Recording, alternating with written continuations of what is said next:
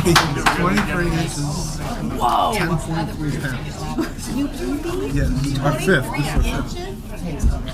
This one came out with a left hair. I swear to God, you could be harder.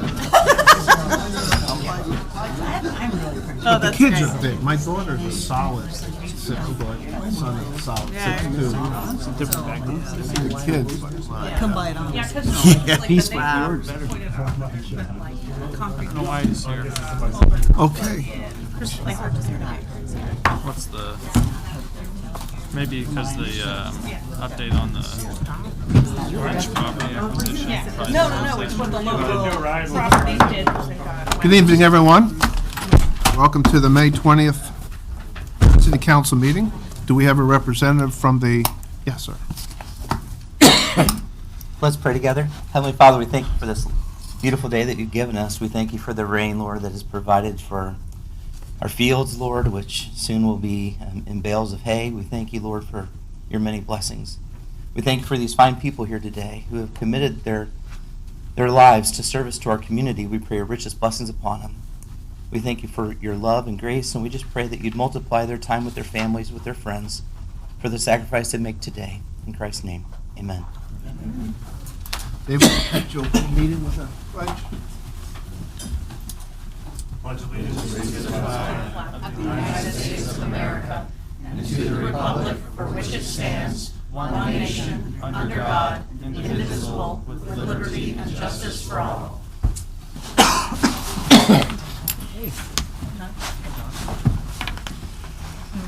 First item on the agenda is a public hearing for an ordinance amending Chapter 42, Division 3 of the Rolla Code regarding medical marijuana.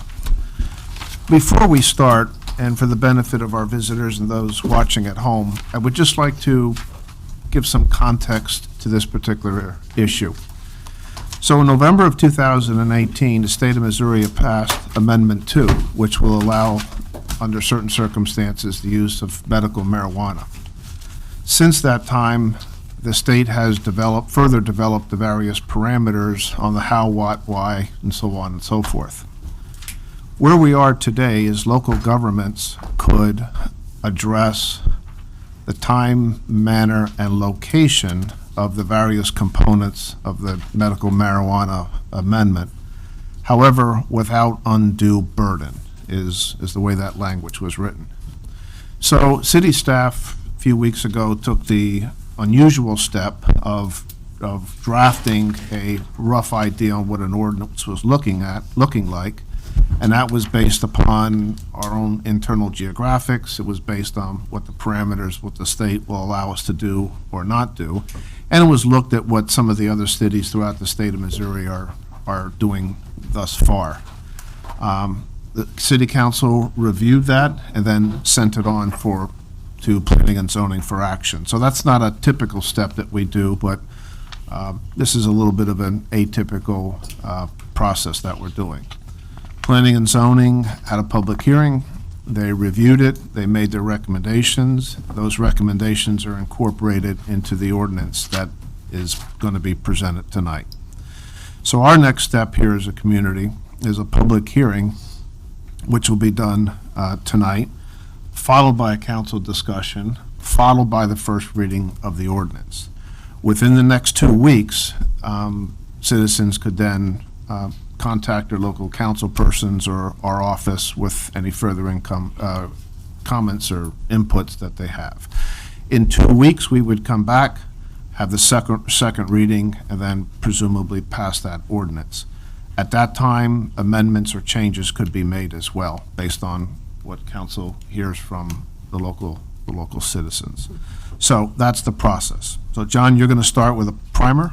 Yes. Okay. It was an overview that we did with the Planning and Zoning Commission. I thought for purposes of a public hearing, it would be helpful for the public to be able to see both here and at home a little bit of the context that's going into this proposal. So some of this was borrowed from Jack Cardetti, who made a presentation to the City Council perhaps a month or so ago. And with his permission, we were able to use some of his information. So I think it's helpful to characterize what Amendment 2 does and does not do. So as we know, medical marijuana, Amendment 2 allows qualified patients with debilitating medical conditions to use medical marijuana under the supervision of their doctor or through a prescription. creates facilities for cultivation, manufacturing, dispensing of medical marijuana regulated by the Missouri Department of Health and Senior Services, and it does require testing and labeling of medical marijuana products. It does not legalize marijuana use. They're projecting somewhere between 2 and 3% of the Missouri population, and we can put that in context of the Phelps County population, might be eligible to receive their prescription certification card. In Phelps County, that would be about 2,500 people, and so the marketplace will ultimately dictate how many dispensaries. The state of Missouri's goal, one of the provisions of the amendment, was that they have about one per every dispensary for every 30,000 population, and so that's going to be all managed by the state, but it might give us an idea. Maybe we're looking at 1, 2, maybe on the outside chance, 3 of these located somewhere in the Rolla city limits, because we'll probably be supporting the region, I would suspect. The timeline, again, we showed that. Of course, the voters approved this last November, took effect in December. The key dates are that on June 4th, applications, the forms, the processes are going to be released by the Department of Health and Senior Services. They'll begin accepting patient caregiver ID applications on July 4th. The date that I think we're most concerned about is the August 3rd date, where the state will begin accepting facility license applications for an approval by the end of the year. And a part of that application process is that they have identified and have proven that they have control over the property that's in that application. So we want to provide as much opportunity so folks have a reasonable expectation to our land use regulations prior to finding a location, committing a location, and having that as a completed application for the August 3rd date. I don't think that's a deadline on August 3rd. That's when they begin taking applications and they can proceed from there. So this is the text actually of the Article 14 specifically, and I just highlighted, I think, which are the key clauses in here. So unless allowed by the local government, these facilities, and there's actually 4 different classes of facilities, shall be initially sited within 1,000 feet of any then existing elementary or secondary school, child daycare center, or church.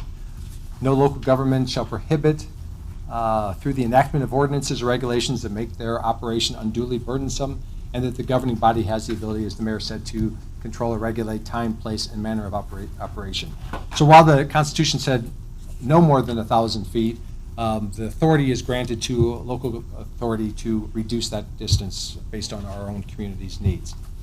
So the local government's role, local government may not ban medical marijuana facilities. That was approved by almost 60% of Phelps County voters and almost 70% of Missourians. Nor can we create an undue burden. There'll be one dispensary for approximately every 30,000 or so Missouri residents. Dispensaries will be some of the most secure buildings, and I think Jack Cardi-Deddy did a nice job of describing that. So in order to walk into a dispensary, you'll have to enter a lobby that then has you show proof of either being a patient or a caregiver. And without that card that's issued by the state, you can't then enter into the dispensary. So this is not a retail establishment like you might think of where people are going in and shopping. These facilities can have paraphernalia, but it's all for the basis of the service of the medical marijuana provision. Again, so it's not a retail space in the typical sense of being able to just sort of walk freely into these areas and make purchases or to shop, so to speak. So entry on the dispensary floor is impossible without a qualified patient card. And one of the state's provisions is they want patient access to be a fundamental principle of their regulations. And so what does that mean? Part of the idea of having 1 or 2 or 3 of these in any community, in a community the size of Rolla, would be that you'd want to have them sort of around the community so that they're accessible to people, no different than you would a pharmacy, which you would have sort of scattered around. You wouldn't necessarily want to see CVS, Walgreens, Zincs, and the others all located in one particular district. You want to see those sort of spread out throughout the community. So I did update this just a little bit because at the meeting at Planning and Zoning, we talked about just a handful of the ordinances that I'm aware of where they have established those setbacks. And there was a reference that Waynesville had gone with 500, and their Planning and Zoning was submitted a proposal for 500. They reduced that to 300-foot spacing. So that has not been approved by Waynesville, but they have modified their initial request and they've taken it from 500 feet down to 300 feet. As it was proposed initially, presented to you all, shared with the Planning and Zoning Commission. I was recommending 300 foot. I shared with them some feedback from council on the lesser distance. Planning and Zoning, after hearing comment and deliberating, recommended the 500 feet, which is what I have in the ordinance for you tonight. So I think it's worth reviewing the zoning classifications because, again, I'm not sure everybody is as familiar with these as we tend to be, and so it's worth just a quick overview. We have 5 primary commercial districts, which is where we think the dispensary would be most appropriately placed. In other words, it would make sense to do these in residential zoned areas, and it wouldn't really make sense to do these in our manufacturing zoned areas. So CO is our lightest commercial. It's office district, things like professional offices, studios, private lessons, administrative offices. We're proposing that these not be allowed in a CO office district, as we don't do virtually any retail in those districts. There's another district called the Neighborhood Business District, is a C1 that has permitted uses such as shops, banks, restaurants, coffee shops. In that same classification, we have what they then allow conditional uses. That means that with the approval of Planning and Zoning Commission and City Council, we can add additional conditions onto them. So it's not a by right or a permitted use in that district, but a conditional use. In a C1, that would be things like a pharmacy, grocery store, hardware stores. C2 is our general retail district. It's everything allowed in a commercial office or a C1 zone, but it also adds things like auto repair, bowling alleys, furniture, hotels, etc. And then would bring in some additional conditional uses, things like bars, convenience stores, packaged liquor, laboratories, that kind of thing. Our most intense commercial district is our C3 highway commercial district. Again, everything from CO, C1, C2. We have cumulative zoning in that regard. It also brings in things like auction sales, lumber yards, feed stores, tire repair, tattoo parlors.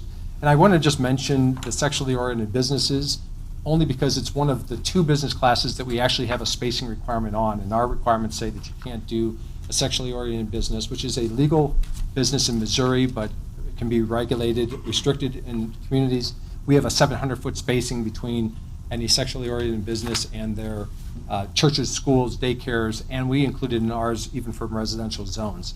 The only other business classification that has a setback is our liquor license, which currently on the books has a 100-foot separation from daycares, churches, and schools.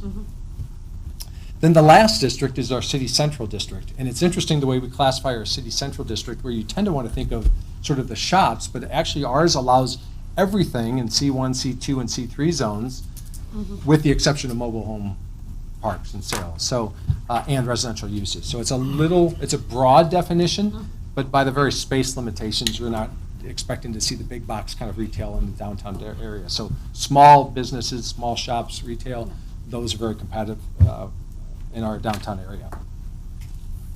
So this is just a summary of the table of what's in the draft ordinance. Where you see the X's, those are not permitted at all.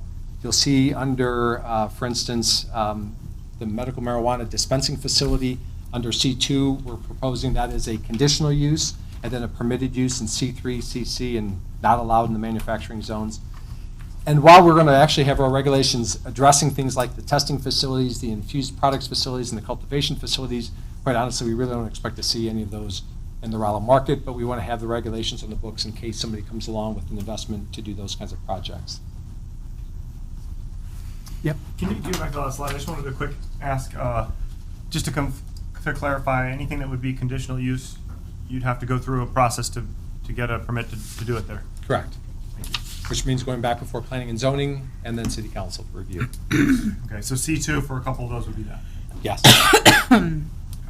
Council could drop that back even further and take C1 as a conditional use, but the recommendation was, as laid out here, and P&Z is recommending this zoning classification. But council has the ability ultimately to make any changes they want. Again, what was initially proposed was 300-foot spacing that allowed some areas in the downtown area. P&Z, after looking at it, and I didn't have the map at 500 feet for them, but we were able to sort of extrapolate a little bit of the spacing. They recommended 500 foot from any then existing school, child care center, or church. They also endorsed or felt that the idea of the spacing, and we talked a little bit about that 2 weeks ago, but the idea of if the goal of this amendment is to truly have this throughout a community, then you don't necessarily want to have them all located in just the downtown area. And so there was a suggestion of a 500-foot spacing between dispensaries. P&Z recommended that very action. I don't think it's necessary to go through the other three. We basically kept 1,000-foot spacings, particularly on the cultivation facilities, with 500 on the infused products. But again, we don't really see those in Rolla. So what I shared with, maybe I should start with this one. So this was the 300-foot that I had shown you all a couple of weeks ago when we just sort of did a preliminary review. I like personally the 300-foot because it does restrict the spacing from a number of our churches and schools in and around the downtown area, but it left about half of downtown, or what we'll call the city central district, available for space. Based on the council conversation that you had, when I went to P&Z, I added the 100-foot spacing, and you can see that the areas go down, considerably, and much of, probably 80% of the downtown area would be compatible potentially for a dispensary at 100-foot. But since P&Z made the request to go to 500-foot, I didn't get this included in the package, so do I do F5 or escape? Okay. So I did want to include what 500-foot spacing does. 500-foot, in essence, removes everything in the downtown area except for this one little block. So that's, the council ultimately decides that based on the feedback of the community. At 500 foot, which is entirely within your rights, you can actually stay with the 1,000-foot limit. Makes it very clear that we're not having this in the downtown area. At the 1,000-foot, that might work in urban areas. I think we'd have a hard time even finding good zones in our C2 and C3 that would accommodate the 1,000-foot. We haven't looked at C2 and the spacing outside of the downtown area, whether 500-foot would be a conflict. My guess is the areas that we really are talking about there, think of Forum Plaza and Kings Highway, and then we have lots of little pockets of C2. There are some reasonable areas, I think, in those areas that would satisfy, under a conditional use, a dispensary, but not placed in your center core. So I think that is all I wanted to show on what's being proposed. And then in the ordinance that is before you in your packets, there's the ability to regulate things like time, and that's probably worth mentioning that one as well. So you might recall in the original proposal, we were recommending that the stores operate from 8 a.m. to 8 p.m. Monday through Thursday and Sunday, and we went from 8 a.m. to 11 p.m. on Friday and Saturday. Planning and zoning discussed that. They thought that sounded like we were giving favoritism for that, for the Friday and Saturday, which would actually be bringing people downtown after hours, later in the evenings, and they've made a recommendation to go from 8 a.m. to 8 p.m. basically 7 days a week. So in the draft that's in your packet, I included all of the recommendations from planning and zoning. So 500-foot spacing from dispensaries, 500 feet between dispensaries, and the hours of 8 a.m. to 8 p.m. 7 days a week. But any of those things can be modified as well as any of the other provisions in the ordinance. Any questions for John? Daniel? So I just wanted to make it clear. So was the idea of the buffer, maybe I need to read better, is the idea of the buffer to provide a buffer from schools and churches, or is it to provide a buffer from downtown? Well, the state constitutional amendment provides 1,000-foot from wherever it goes, but with that local authority to restrict it.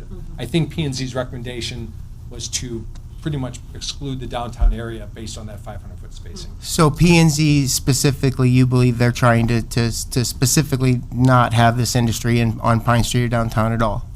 That was their recommendation, and they had some feedback from some folks that attended and spoke, requesting that we not allow this in the downtown area.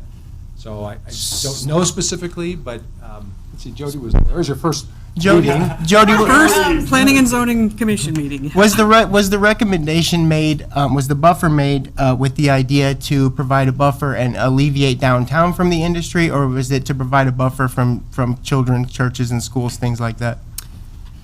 I can't tell you what's in people's minds. The regulation says between churches, schools, and daycare centers. So, I mean, that's what it is. The folks that spoke at P&Z did talk about downtown, but they also talked about just they talked about having a buffer for a variety of reasons. Great, okay. So, whatever's in people's minds is in people's minds. Thank you. And John, can we go over real fast the buffer between alcohol in a school and church, and also the pharmacy in a school and church? Yeah, so it's 100 feet for a liquor license and a church and school, and there is no restriction on distance on a pharmacy. No restriction on distance from a pharmacy, and we can also choose no restriction on distance from a dispensary too, correct? Council Okay. can go from 1,000 to 0. Okay, thank you. John, did you have a question? No, I was just going to say I was at the meeting too, and I don't think specifically anybody had anything against putting something downtown. I think it was churches, schools, and daycares. Yeah, and we didn't really have a map that showed the rest of the city and where those might be Right, impacted. I wish we but- did. It would be nice to see some of those distances around maybe North 63 or around Donut King, that area, north or out 72. Yeah. Is there a lot of retail areas in this town? We spend a lot of time focusing on downtown, but, if we're not careful, we'll miss something somewhere else, too. Yeah, and I think that was one of the fair points that were raised by the draft that we have, even at the 300-foot. Of course, the P&Z is recommending 500-foot.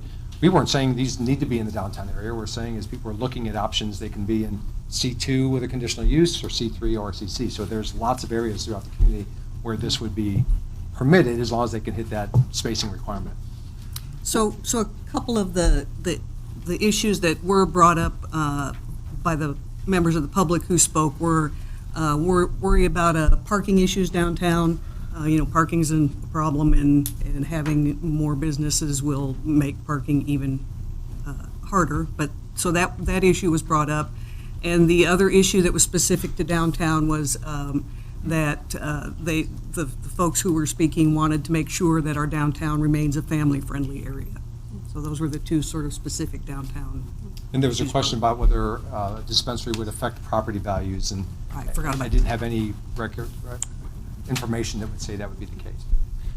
John, one of the things we can do, since this will only be a first reading tonight, is we could, my guess is council's going to want to make some amendments, but what we could do for the second reading is come up with one of those maps on those other areas. Yeah, I mean, I'd like to see what other 500-foot spaces affect. I mean, I'm thinking of the 72 area out by 66 and O Highway. There's a strip mall in there. What is near there that might be affected? Yeah. There are just some other pockets around that. Yeah. We don't want to affect, we're focused on downtown so much, but we want to consider the other places that someone might want to open a dispensary. Right.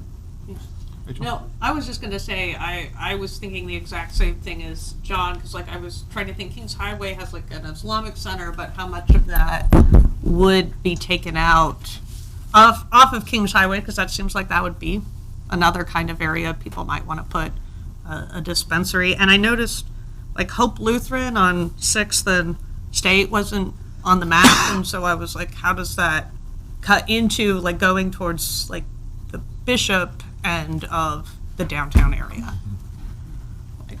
So we'll definitely look at more areas of the commercial areas outside of downtown and make sure that there's some good options in the C2 and C3 zones. We ought to see that. Jimmy Dale? Mayor, I had some phone calls from some of the businesses, and several of them couldn't be here tonight. They had a commitment somewhere else, but they are adamant that they really don't care about having it downtown. They're right.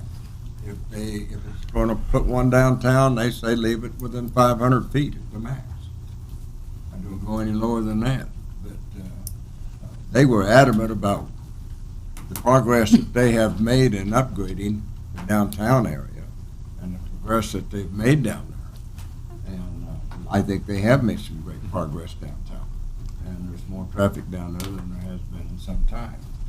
So they asked me, and of course, you got some emails from some of the business people, I think, did you not? We did. We all Okay. did, I think. And, You mentioned more traffic, but one of the concerns was that there would be more traffic. Do we want more traffic or not? That seems like something more businesses and more action down there means more traffic. So if that's either a good thing, it's a good thing when it's businesses that we want, and it's a bad thing when it's businesses we don't. I don't. To me, it's more traffic means more people, and that's good for downtown, right?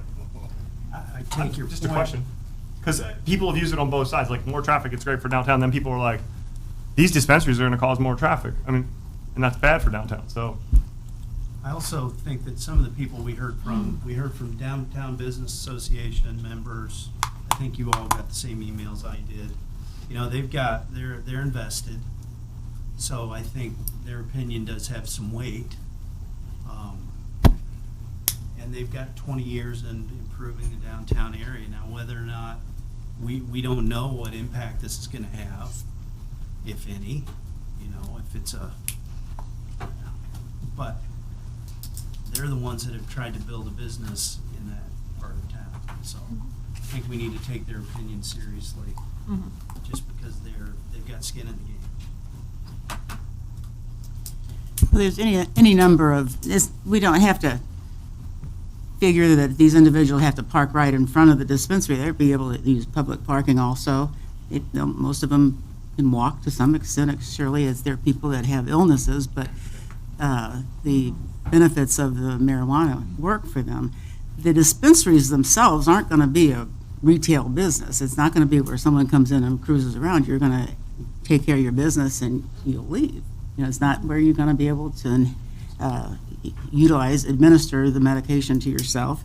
It'll be a place for you to go in, pick it up, you know, make sure your records are all straight so that you can have access the next time that you need a refill. Yeah, to comply with the state requirements, you're going to have lots of resources that are going to be dedicated to this. This isn't going to be just carving out an empty storefront and sticking this in there. There's Right. considerable investment that goes into the application, into the design of the facility, into the state's record-keeping system, the regulations, the inspections that go on with these things. So, Yeah, I think the unknown is a big factor, and the just not knowing what's going to be happening, and none of us can predict that exactly. The individuals developing these places may not want us. They may want to be out by Staples on Bishop, or maybe that bigger intersection. It's any number of. But I think what they're looking for are options for them to select placement. Around the whole state. Different cities are grappling with this. So I think we need to kind of embrace it and realize that it's compassionate care for people that aren't otherwise treated adequately in their medication regime, and try not to. And these individuals are going to want to be good neighbors. They're going to want to be good retail business people too. So I think some of the unknown and the fear and the talk about recreational marijuana has kind of fueled the that this is medical marijuana only at this point. Okay, as long as we understand that. Yeah, several of the phone calls that I got seem to be confusing the recreational with the medical. So I think we need to be really clear in our messaging about that. Daniel? I think that's part of the issue that the folks run into with this whole thing is that we did vote it in as a medicine, and it is the most regulated, second most regulated industry in the United States, the first being nuclear power. I don't think that, I'm not sure that a lot of folks are getting their head wrapped around the fact that these aren't just willy-nilly shops that a bunch of potheads are going to walk in with their Grateful Dead shirts on and make a bunch of purchases. I think that we need to understand that this is very, very, very much like a pharmacy, much like the pharmacies like Walgreens and Walmart and these that are parked right up by those churches there at that intersection. When I go by there, I have feelings about that, but because the law allows them to be there, I don't throw a fit. But I certainly hope that when folks are making these public comments and thinking about these things, that we're taking into consideration the actual education and the facts, which are these are dispensaries, not recreational pot houses for people to line up to and go get dope. David? I just have a few more things too, but I wanted to check. Will we have a little time for discussion after the public speak? Yeah, what I would envision is have the public hearing. You folks could discuss it, debate it again. First reading, you may, it's your choice. If you want to make changes, you may want to do that at the next meeting after you have more citizen feedback, but that's your choice. So with that, I'd like to officially open the public hearing. When you come forth, please state your name and address for the record. If you live outside the city limits but have a business or some other interest within the city limits, please let us know that as well. I ask you keep your comments to 3 to 5 minutes. If someone has already made a particular point, and in the essence of time, if you would just agree or disagree with them, rather than spend a lot of time repeating what they said. So with that said, the public hearing is open.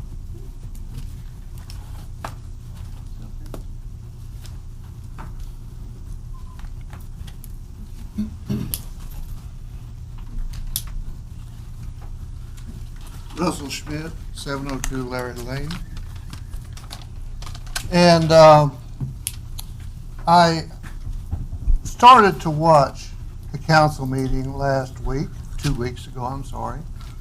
And due to the profanity and the excess things, I had turned off, so I didn't watch it, I'm sorry.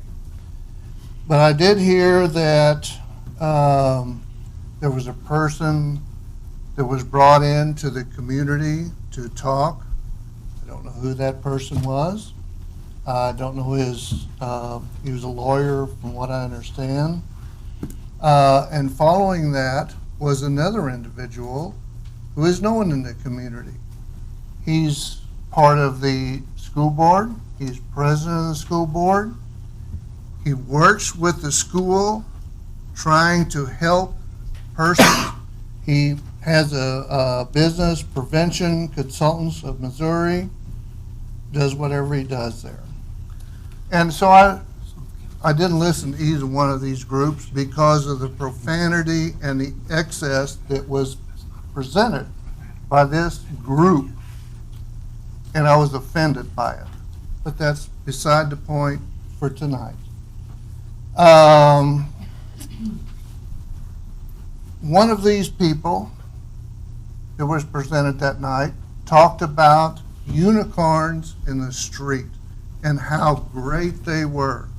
The other person, I'm not sure which one it was, talked about the problem that the unicorns present in the street.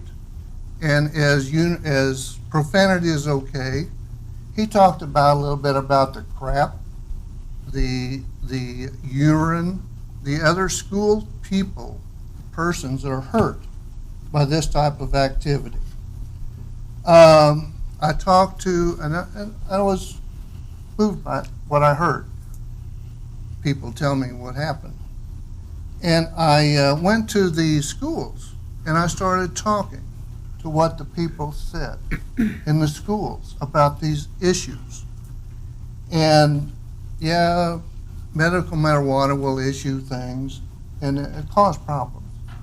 But the thing that I did not realize was that these kids, especially in junior high, are talking about the problems that these kids are coming to the school resource people, the principals, the counselors, the police that are in these places, that they're concerned about the things that they're finding at home. The people that are, they understand it's illegal and it's a problem, and they're finding people in their homes that are using this, selling it, and they're concerned about this. This can only enhance this.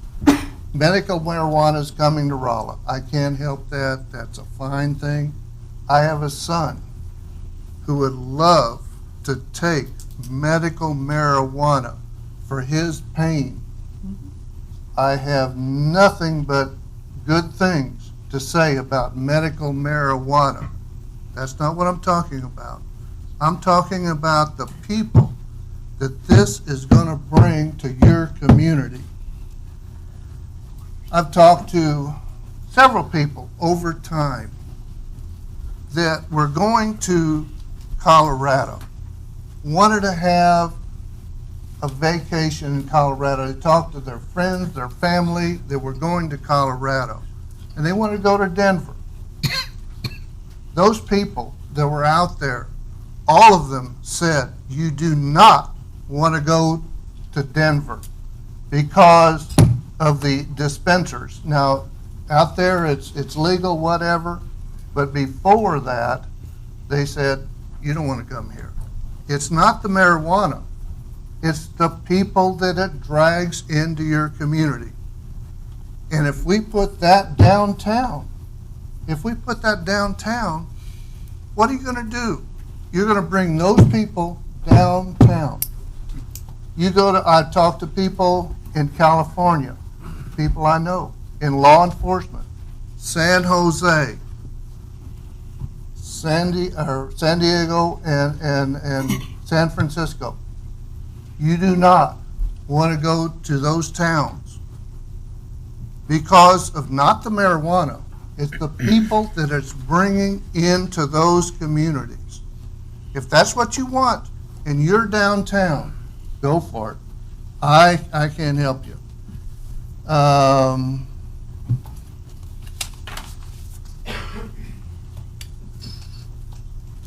Daycares.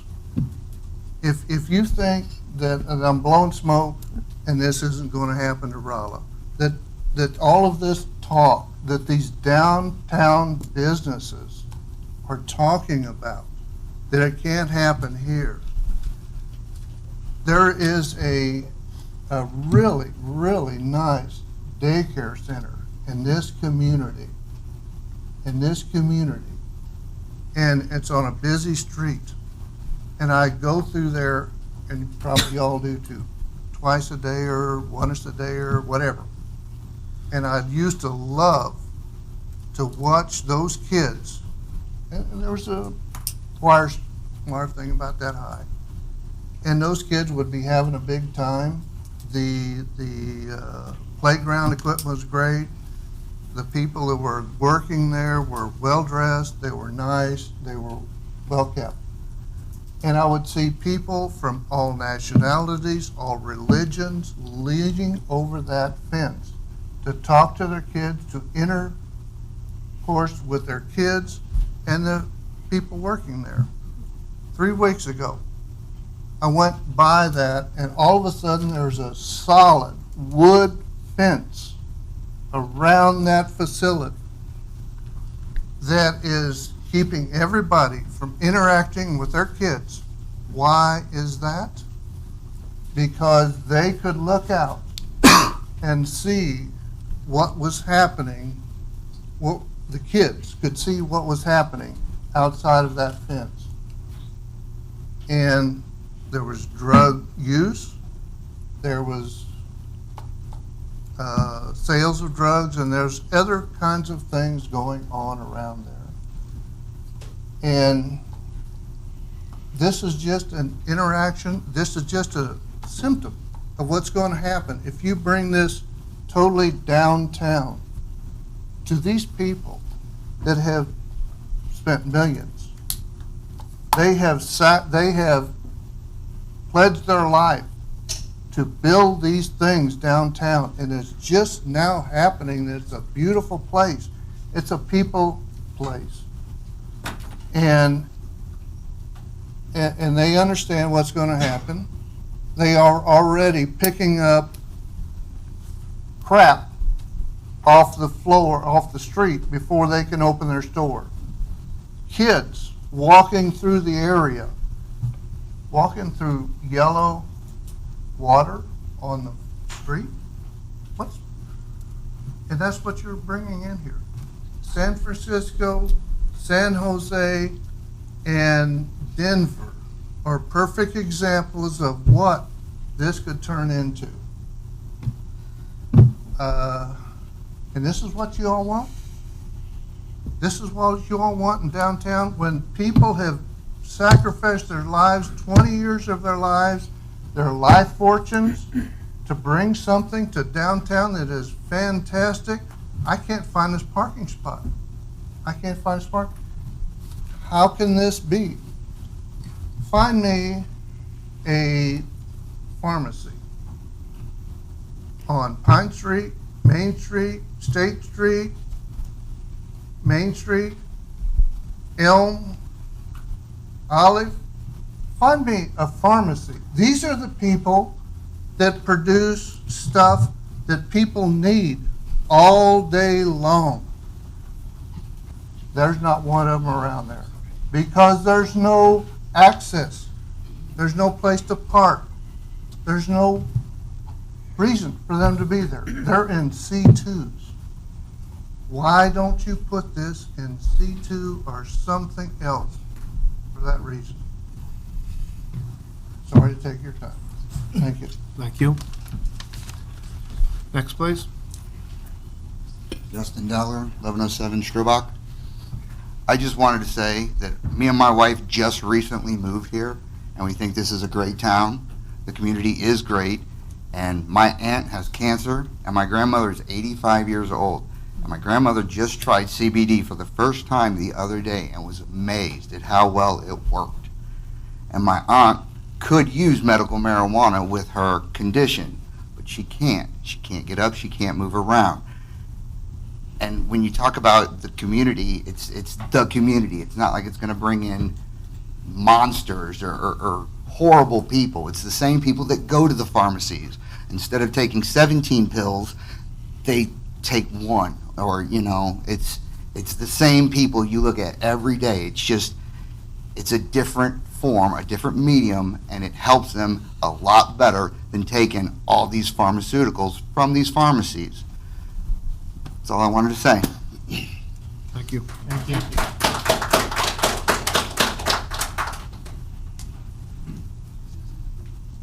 Paul Wheeler, South Spillman.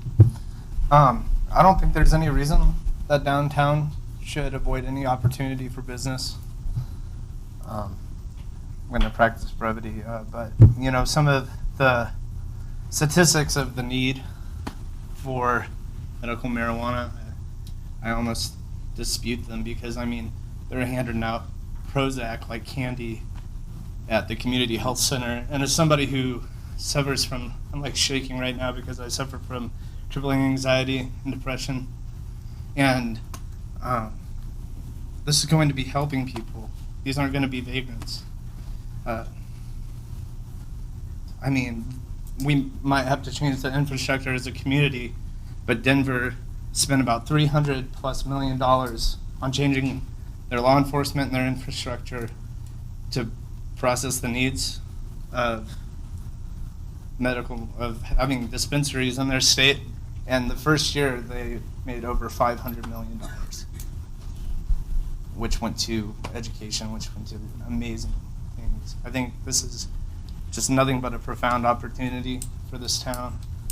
It's going to be so well regulated. It's not going to be just some head shop. It's going to be a place where people get the medicine that they need so they can go and do it in a safe place. And I also am of the opinion that marijuana is an exit drug, not a gateway drug, because they're handing out benzos just as much as they are Prozac and all these things to help people, and it's keeping people from getting gainful employment, whether it's they have the anxiety, too much anxiety to pursue further education, or they just can't pee in a cup and get a job. And I think it's ridiculous. It's so harmless. That's all I wanted to say. Thank you.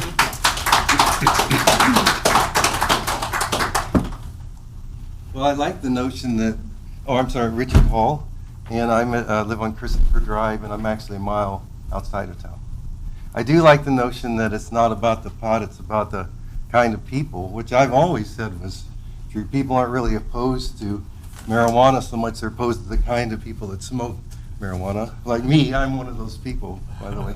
Maybe some of the rest of you are, I don't know. But the other thing, I guess one thing I want to point out about the unknowns is there's a lot of data available about the 10 years of legalization and medical pot now. And among things is that the youth use in states that have legalized pot or medical pot has not increased. In some cases it's decreased. And crime is not increased. And in fact, police have more time to pay attention to real crimes. Right? And then and there's also alcohol sales gone down 15% in counties where legal pot is And same thing with opiate use decreased. So one of the things you really got to consider is marijuana is an alternative to alcohol. It's an alternative way that's much safer. So I don't understand any of these arguments. You know, because a kid can walk by down Pine Street and somebody's puking on the street in front of a bar, being rude and loud. And then you walk by, if there's a dispensary, they'll walk by, there'll be a pleasant smell and mellow people. You know, I don't understand any of this, the arguments about why you would want any space. But anyway, that's all I got. Thank you.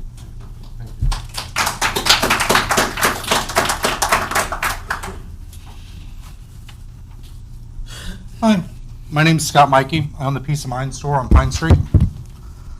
I wanted to touch on a couple of things. You know, with it's 100 feet away from alcohol establishments, currently in Rolla, right? Yeah, there's 37,000 people die annually from alcohol-related deaths every year. There's never been a marijuana-related death ever. I think that pushing that type of business completely out of downtown is, it's kind of silly, you know. All the dispensaries I've been to or seen out west, out in Colorado, when you walk up to them, they're beautiful on the outside. And from the outside, you can't tell what they are. When you go in, it's like a doctor's lobby. Some magazines. You sit there and you wait for somebody to get you to check your ID, check your card, run you through the computer days before you're ever even let back in there. You know, so as far as worrying about children walking by or attracting a negative element, if anything, you're going to be eliminating a negative element. You're going to be eliminating the need for drug dealers. You're getting, you know, the people that go somewhere to buy their bag of weed from, you know, Joe Schmo down the street. You know, they're not going to somebody that sells this plus 5 other things. They're just going there just to get their medical marijuana.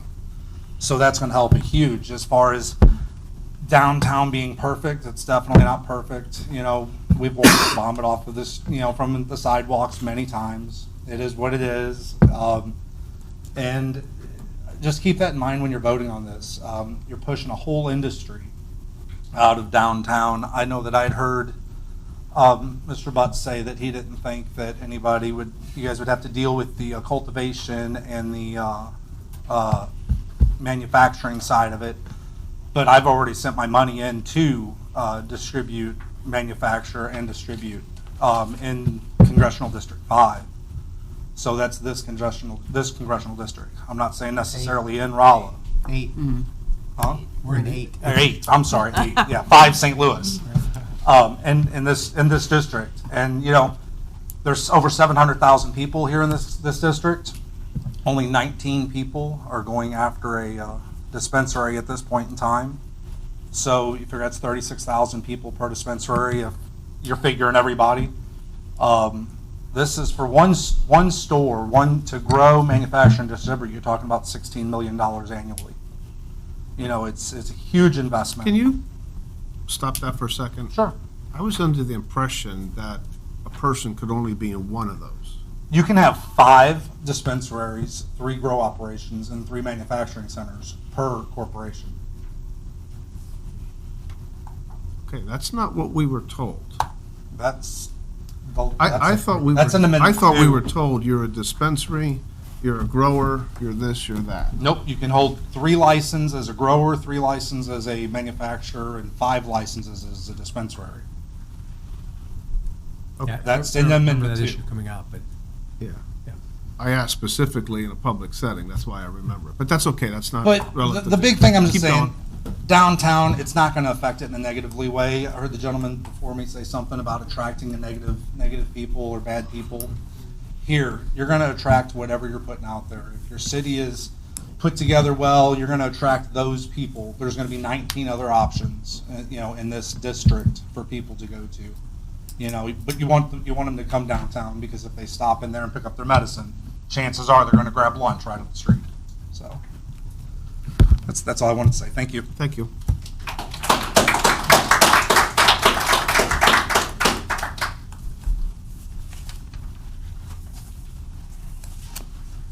Hello. My name's Courtney Wright. I am not a resident of Rolla. I am an employee for Peace of Mind. I have a few quick words. I think it's important that we all are getting more on the page that yes, it's medicine, right? That's becoming more and more clear. And working at Peace of Mind, something that's really come to me now is that when you offer medicine to a patient, our goal is to actually make it more accessible to the patient. Is it not? That's our goal. We already know that the facility is going to be a regulated facility. People aren't going to be able to throw a rock through a window. You know, like he said, you're going to walk in. It's going to be a nice area where you sit down. Your card will be checked before you come through the door. Working at Peace of Mind, a lot of people come into our shop to buy CBD and amongst all of our other things. If you've been in there, you know it takes you back to the 70s. When you walk into our shop, for example, it's a very kid-friendly store. We see a kid walk in, we immediately close the back door. The kids can go play with the instruments. Very family-friendly.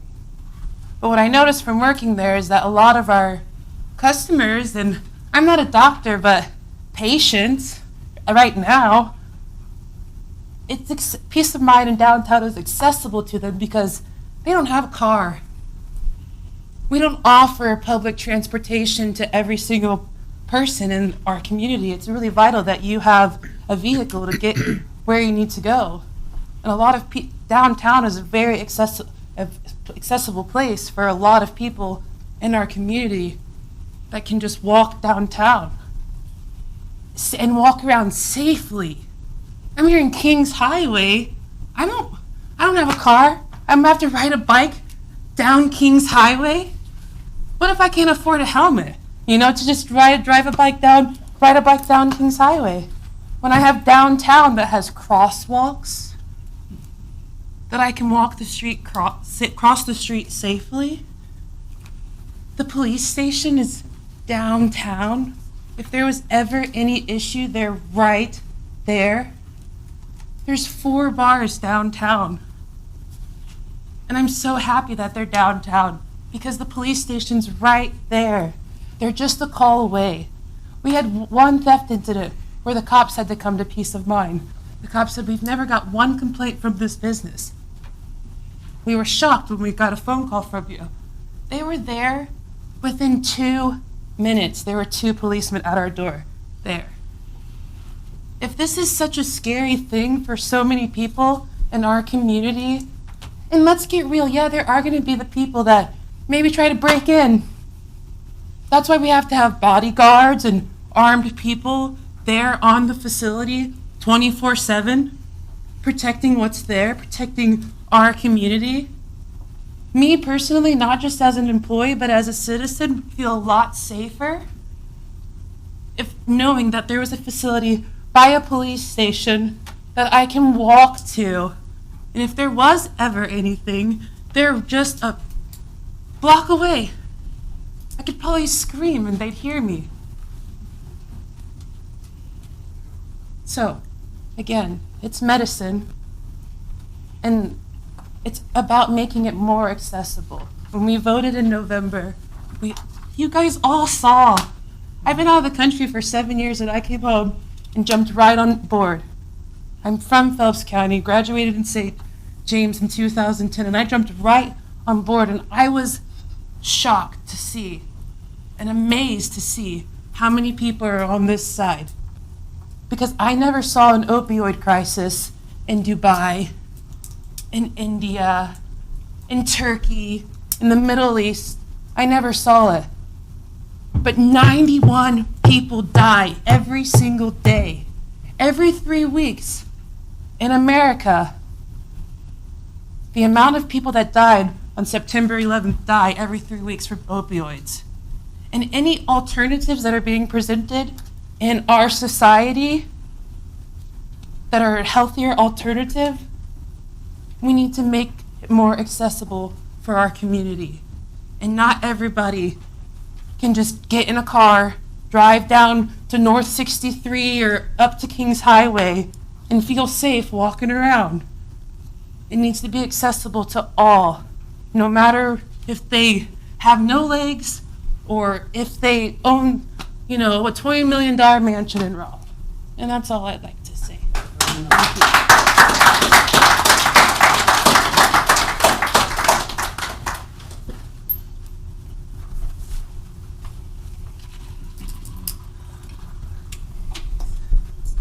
Hello, Roy Jacobs, Rolla, Missouri. I've been in this town my whole life, and for decades we've been saying, what can we do about downtown Rolla?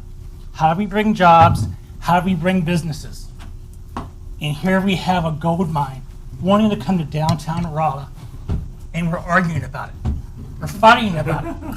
So let's build it somewhere else. Let's Dan Crockett come in, put a whole new strip mall, put the infirmary there, put a restaurant, put a bar, take all this business away from downtown, put it somewhere else. We have an opportunity here. We're fighting, we're arguing, we're having these 500 feet, 1,000 foot barriers. It's ridiculous. Thank you.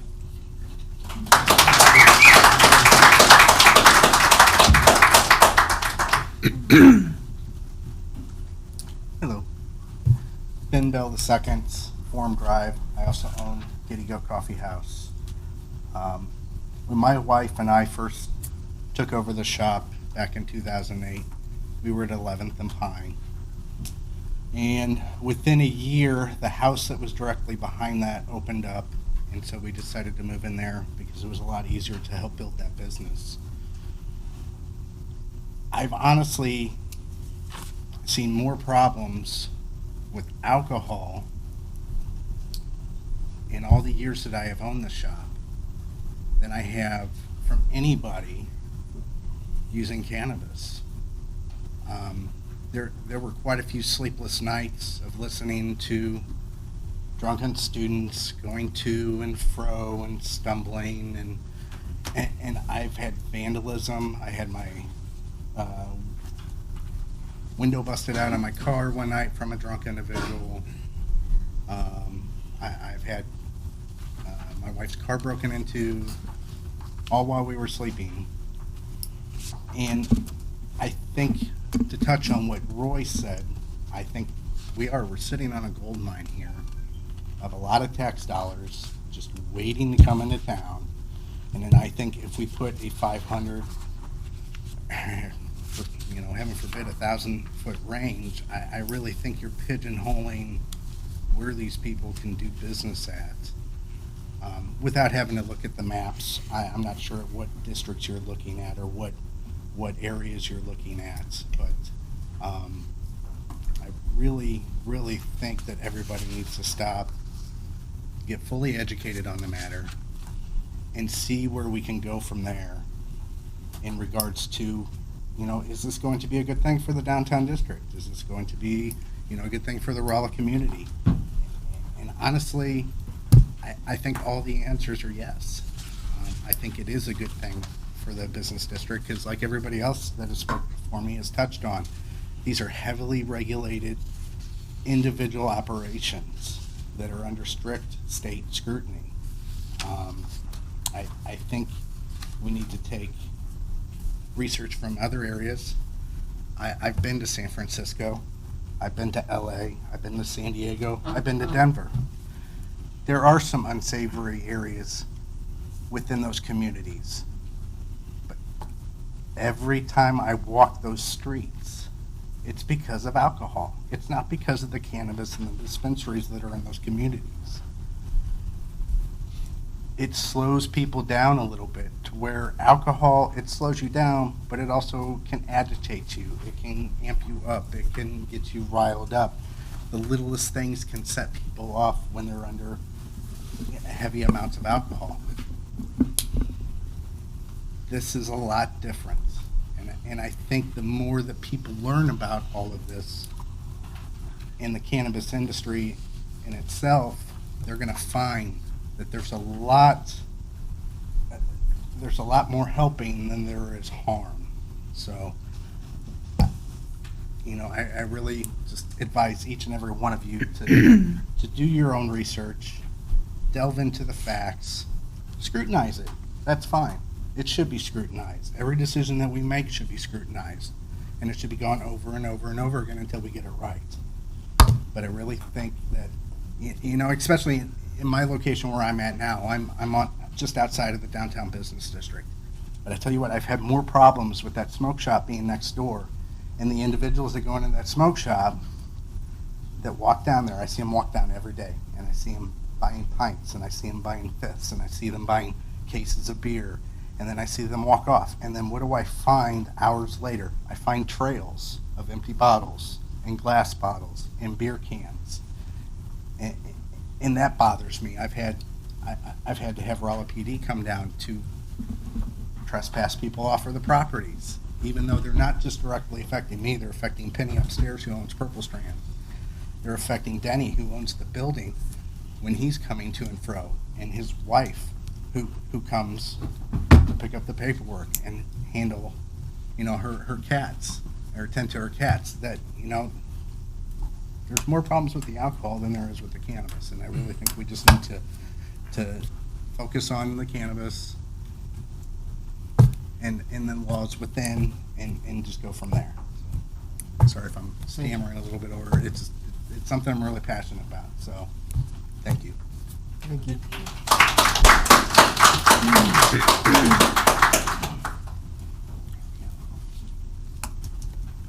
Jonathan Hines, 621 Salem Avenue.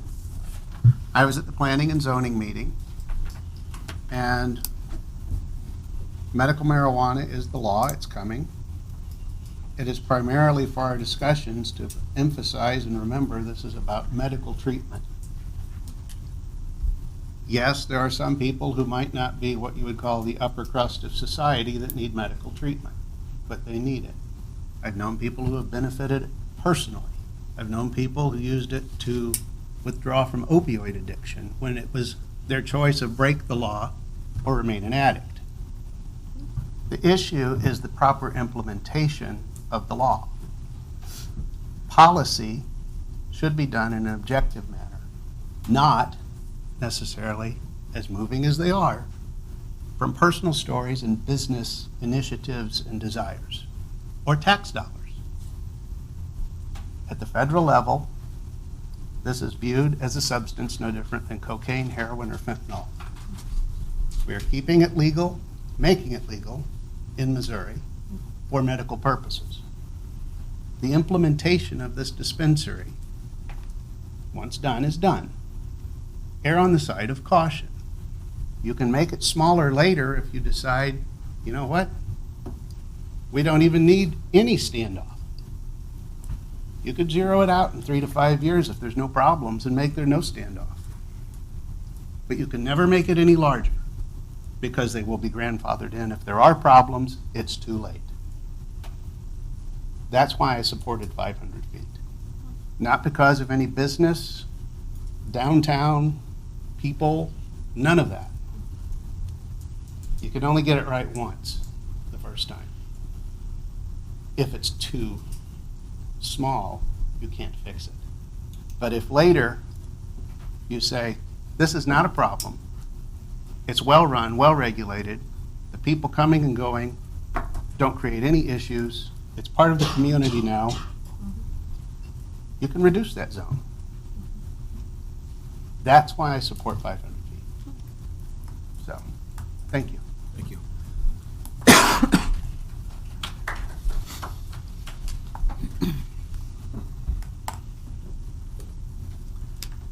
If there's no one else, we'll officially close the public hearing.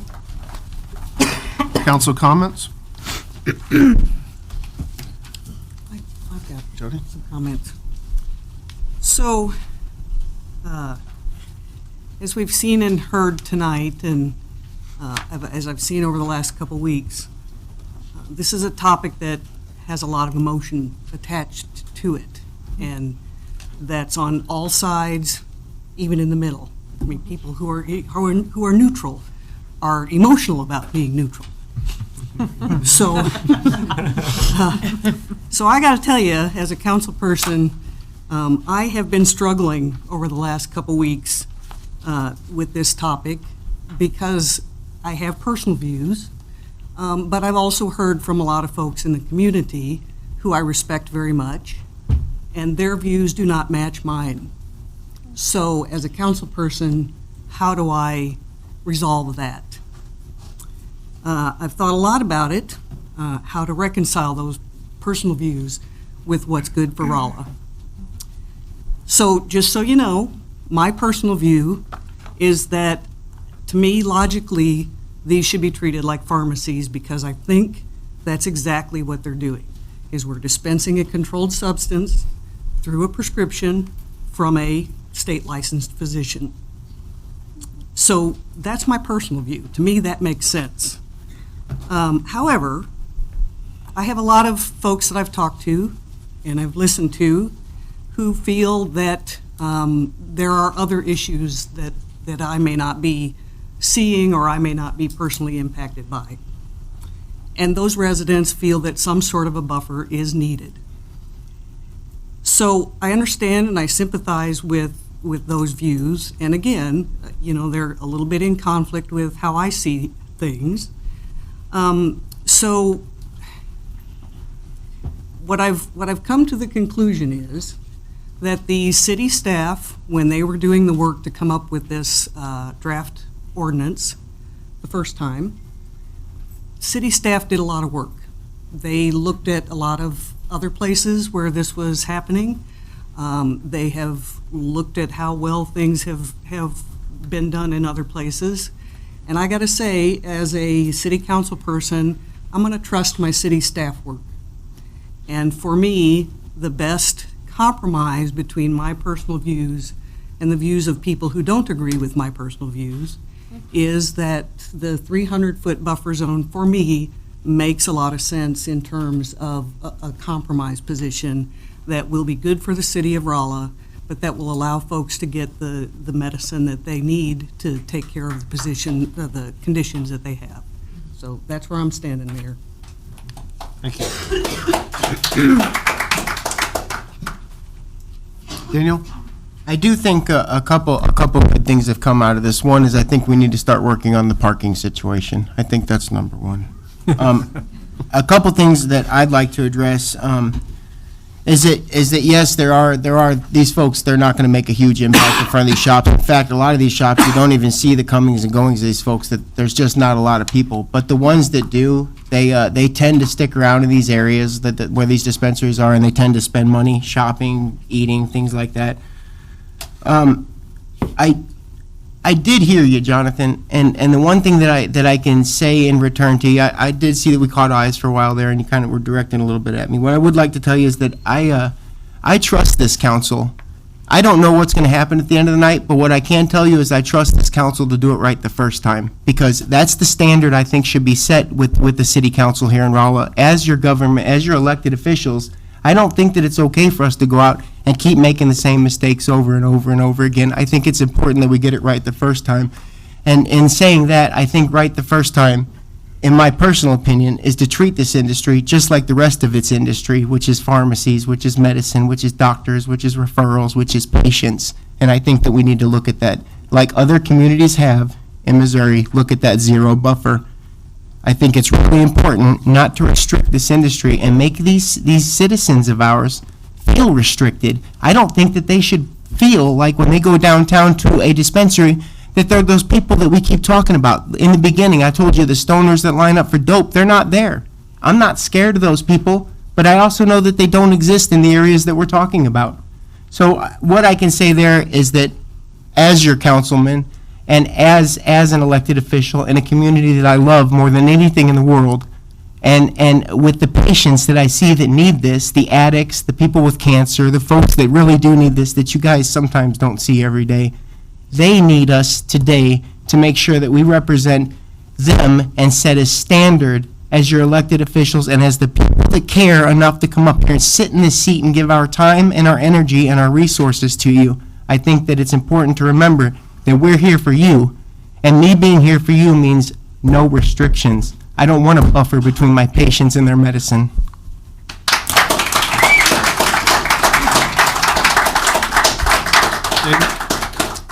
I have a few things. I just want to say thanks to everyone who came and shared their thoughts.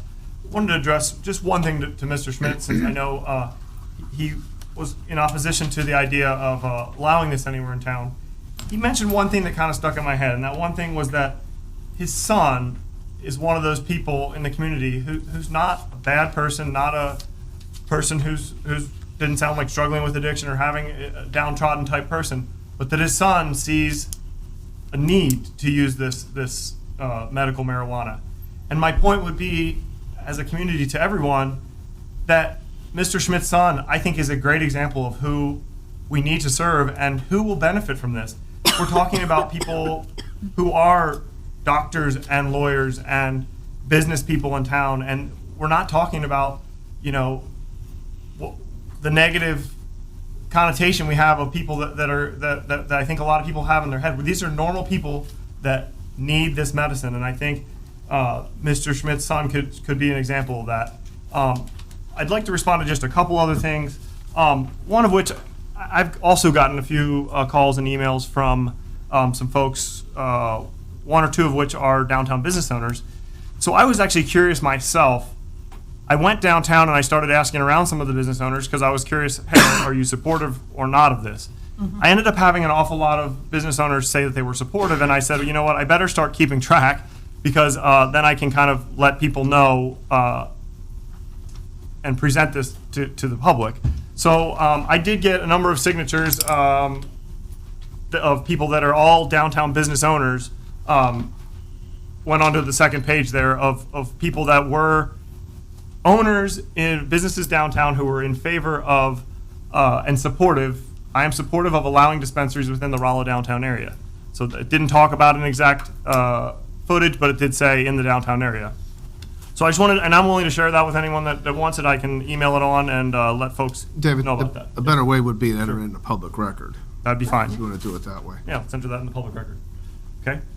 And then last couple things. I just wanted to mention the fact that it sounds like there's some concern of like, hey, we don't know what's going to happen. We're kind of uneasy as a community. What will happen with this? Well, I would refer us to the other 31 or 32 states that have passed medical marijuana laws.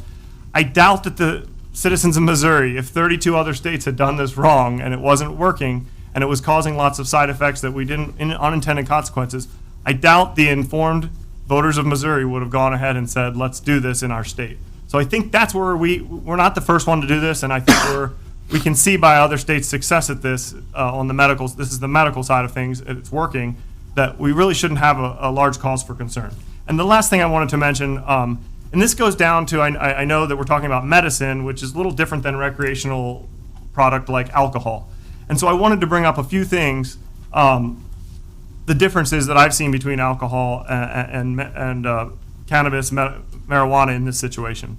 So for alcohol, anyone can walk in to a bar or a liquor store that's over 21 and either start drinking or purchase alcohol. For this industry, we're talking about you need to be prescribed by a doctor and have a card issued by you by the Department of Health. It's not free and easy access. For alcohol, there's no limit to the amount. You could go in and out of a store all day long purchasing beer and alcohol. You may get cut off at a bar, but you could certainly go into the liquor store and purchase as much and consume that as much as you want. Marijuana has a limited amount that you can have per month. It's a limit to that. Alcohol, when you're at a bar, a server is there and is watching over many customers and tending many customers. With the marijuana, we're talking about, from what Jack Cardetti said, one-on-one service in the back room, only where the product is offered. With alcohol, these are things that I've taken from studies of alcohol and reports. Tendency to poor judgment, loss of coordination, loss of critical thinking, trouble concentrating, dulled vision and perception, passing out, vomiting, and sometimes leading to violence or aggression. With marijuana, tendency to sleep and relaxation. And the final thing I would say is alcohol is a very addictive substance. Marijuana, on the other hand, in studies, has been shown to be a much lower propensity to addiction as alcohol or even cigarettes. And many studies, current studies are finding that it's actually has potential for exit drug qualities, as was mentioned by another speaker. So I just wanted to point all those things out, and I appreciate the time. Thank you. I guess actually the final thing with that is that if our bars are at 100 feet and we're fine with all those side effects, I can't imagine why we'd have a trouble with a marijuana dispensary being any 100 in that situation. Jimmy Neal? I don't know where we're going with this, but I do know that marijuana is a starter for young kids. And it corrupts their mind in a big hurry, and their mind quits growing. You know, there's all kinds of studies out there on different things, and you can take it which study you want to accept and go on and make it what you want of it. But it is a known fact that in 2016 in Kansas, Highway Patrol out there made stops and they checked people and had lab tests done on them. And the THC was 54%. What? So far, in 2018, that percentage is up to 62% already. So where are we going with this? You know, Colorado's wanting to legalize mushrooms. Very good. And let me tell you what, that is bad, bad, bad. Had a little incident right here in Rolla, Missouri, based on mushrooms. A lot of people probably don't know about it, but this one young lad was crazy. I want to tell you, he was crazy. When he gets down on his hands and knees and barking like a dog. Where else are we going with this? Then his buddy worked with him for 3 hours trying to calm him down, and then his buddy just passes out. Didn't even know he was going to pass out.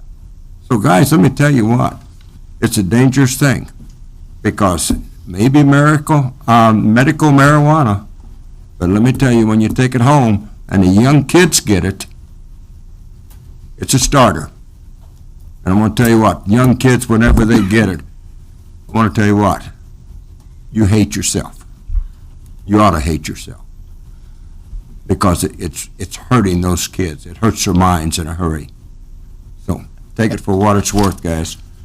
I say stay with the 500 feet and live with it. Daniel?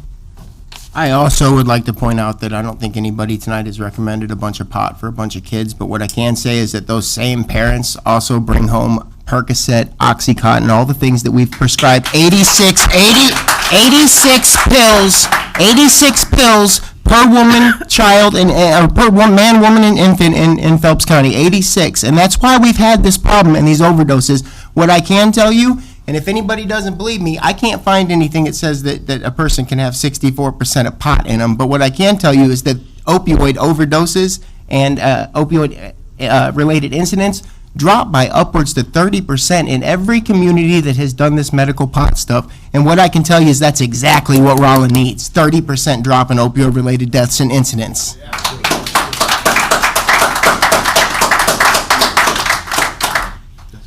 I just want to change directions just a little bit, and one of our community comments had to do with accessibility.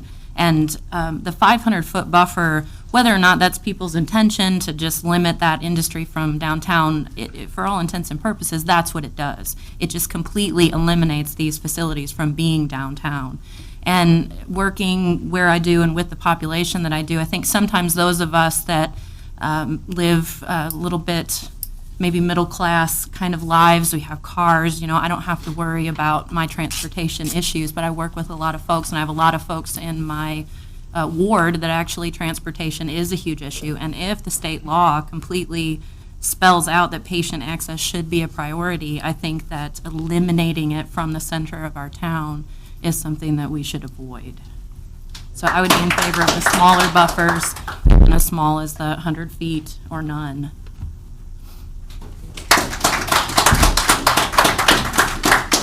You guys gonna wear out your hands over there. Any other council comments? If not, we'll have the first reading. An ordinance amending Chapter 42, Article 3 of the City of Rolla Ordinances of the City of Rolla, Missouri regarding medical marijuana. Next item, oh, another public hearing. Yeah. Do we talk about changes to it now at all? Or? You can. I think it's worth bringing up, so we might have an ordinance that's a little more ready to go through, I guess. Yeah, that's a good idea. I'd rather not.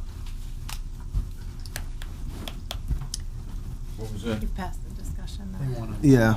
I don't know, I mean, I don't know if that would Not tonight. create a different parliamentary problem. Not now.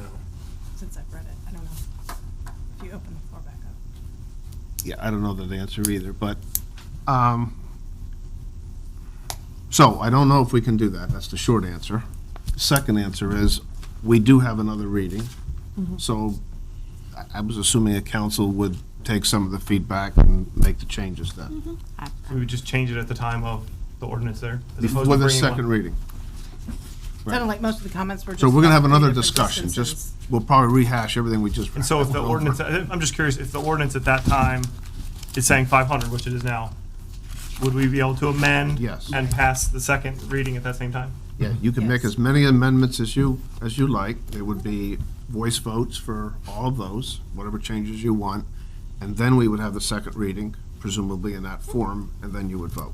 Okay, but it wouldn't delay us from voting next time? No. Thank you. Usually that's what you do, so you can continue to get public input, which should really Right. affect the way you look at things. I mean, even if we change the ordinance tonight based on what we've heard and what we've seen, it also doesn't restrict us from hearing the public in the future, next 2 weeks. Right, but if you amend it now and then everybody comes back in 2 weeks and wants to amend it again, you might avoid some of that modifications, those 3 or 4 different amendments, I Thank think is you. the theory. Thank you. Yeah, makes sense. Yeah, but there'll be ample time for discussion and ample time for changes before the second reading. Cool, I just want to make sure we weren't pushing it off to the week after. Thank you. Next public hearing is an ordinance considering a rezoning of 601 East 10th Street. Yes, thank you. This is a request to rezone lots 5 through 8, Block 19 of Holloway FRC, which is as currently configured. The parcel is identified with the Phelps County Assessor's account number of 6652 and an address of 601 East 10th Street. And the request is to rezone from multifamily R3 zoning district to the CO commercial or the office district. The applicant is Allergy and Asthma Consultants, who own the parcel, and they also own the business due west of this property that borders 10th Street. The subject parcel is approximately 0.5 acres in size. The parcel is approximately 255 feet deep and 100 foot wide. And it is currently vacant. All area requirements for the office zoning district are met. The future land use designation of this parcel, or the flume map, shows that the two smaller parcels along 10th Street is a zone, a neighborhood commercial, with a back 2 lots along 11th Street is minimum to high density residential. The surrounding subject parcels to the north and east are zoned R3 and have a mix of single family and multifamily use. The property to the south is Rolla High School, and to the west has a mixed use of commercial, office, and residential. No petitions have been filed with the community development. However, there was one email that had a concern about the lots being low-lying and remaining wet. So I had the staff walk through the lots. There was some question that there was concern that there might be a spring. We found no evidence of any type of spring. But if you look at the topography of the lots from the east kind of drain down to this area. The whole lot was walkable. There was one like a ponding area. It didn't seem to be any running water, but it did seem to be holding some water there in that area. So when I talked to the Public Works engineer, there is a storm sewer on the corner of that property. If and when they develop the property, they are going to be responsible for on-site detention of the water that's on these lots. And they are going to probably be required to tie into that storm sewer to take care of that excess water that's there. During our public hearing at the planning and zoning, we had one other concern from a young gentleman whose wife was pregnant and was getting ready to have a baby, and his concern was noise. Planning and Zoning Commission unanimously voted to recommend approval of this proposal, and the action requested from City Council to conduct a first reading and a public hearing on the proposed for the proposed rezoning. And I'll entertain any questions at this time. Steve, can you go back? Maybe I'm still thinking about the last subject, but No dispensaries can be had here. No. Wait a second. Asthma is one of the allowed uses, I think. Okay, so the highlight that you have in this blue square, Mhm. that's one lot or that's two? Actually, there's 4 remnants with a, let me go back to this one here, and maybe you can see. If you see. That's what I'm trying to reconcile. Okay.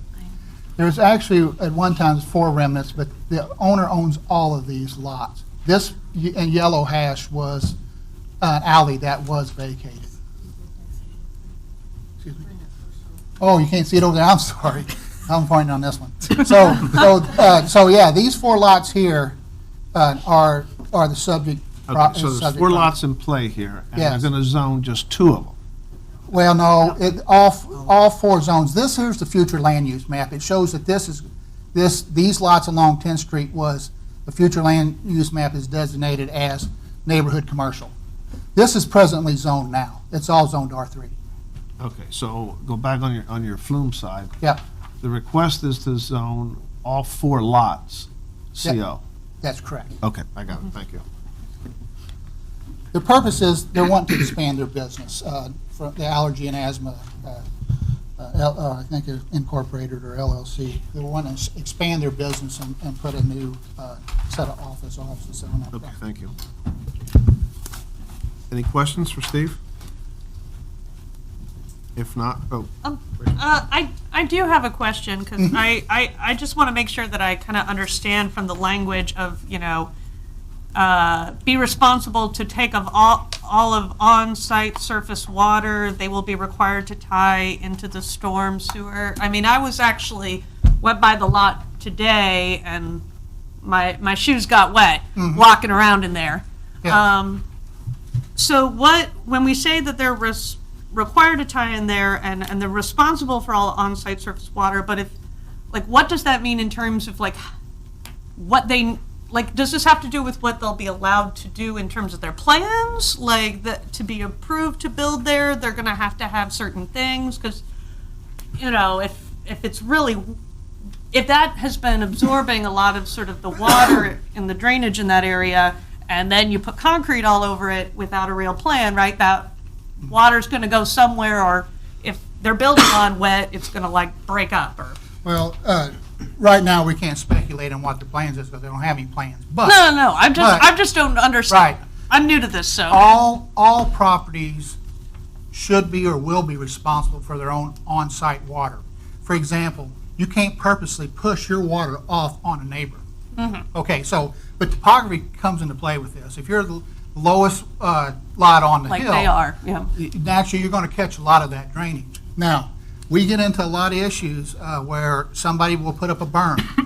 Well, now their complaint is they're pushing water back on me when they're actually not pushing back. They're just keeping their water from running down the hill on me. Sometimes that can become a civil matter. But when we look at a set of drawings and we look at a development, we look at what the topography is on there, how much water is going to be gathered by that property, and they're responsible for doing something with it other than just shoving it off on their neighbors or putting it in the street. Okay. That does help. Okay. That does help. I'm new to planning and zoning, Right, so sure, I just sure. want to know what that means. Okay, Steve, thanks. I'd like to officially open the public hearing. Is there anyone that owns property within 185 feet of this proposed zoning that would like to speak for it? Well, 185 feet within 4. I'd like to speak neutral. So Oh, I'm no, Barbara no, Wilkins. that's not the question. Okay. I'll give you a chance at the end. Is there anyone within 185 feet that would like to speak for the zoning? Is there anyone that owns property within 185 feet that would like to speak against? Is there anyone that owns property outside of the 185 feet that would like to speak for it?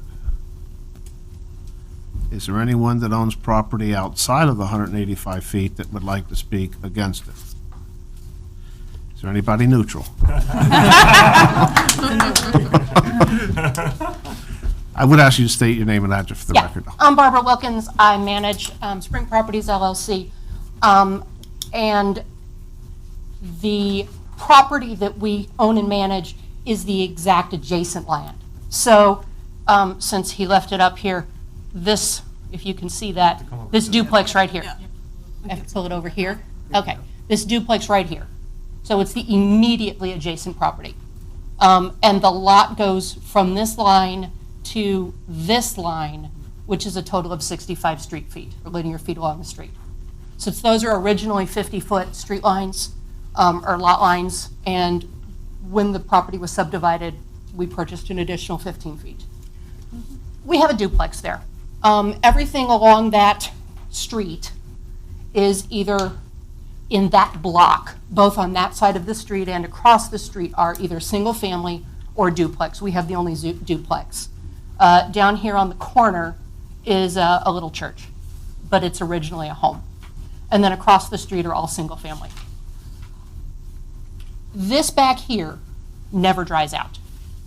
I have mowed it in August and July. It has never dried out. When we first put down grass seed in fall of 2011, it was dry, and I didn't have to water it, and it grew beautifully.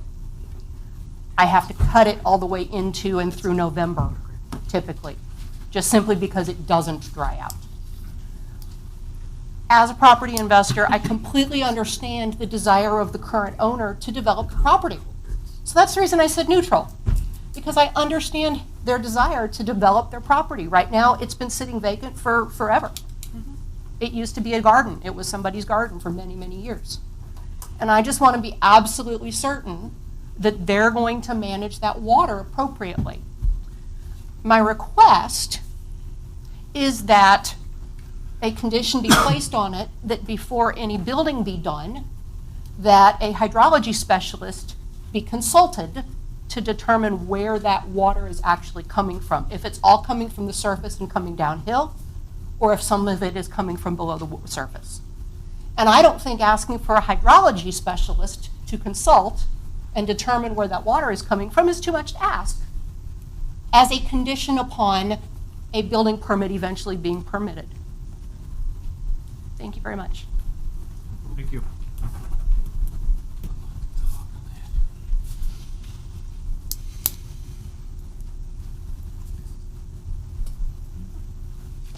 My name's Chad Sear. I'm going to stay neutral on that, but I believe there was a creek there.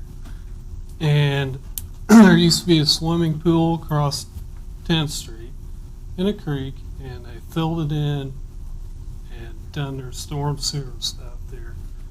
And I'm pretty sure, I don't think you can handle the drainage there. I mean, it's not work. So, just to let you know, there was a creek right in there. Sir, where do you live? 802 East 12th Street. Which street? 12th. Okay, thank you. And can I add something to the previous discussion? No, no. You can at the very end, but this is a public hearing for this specific.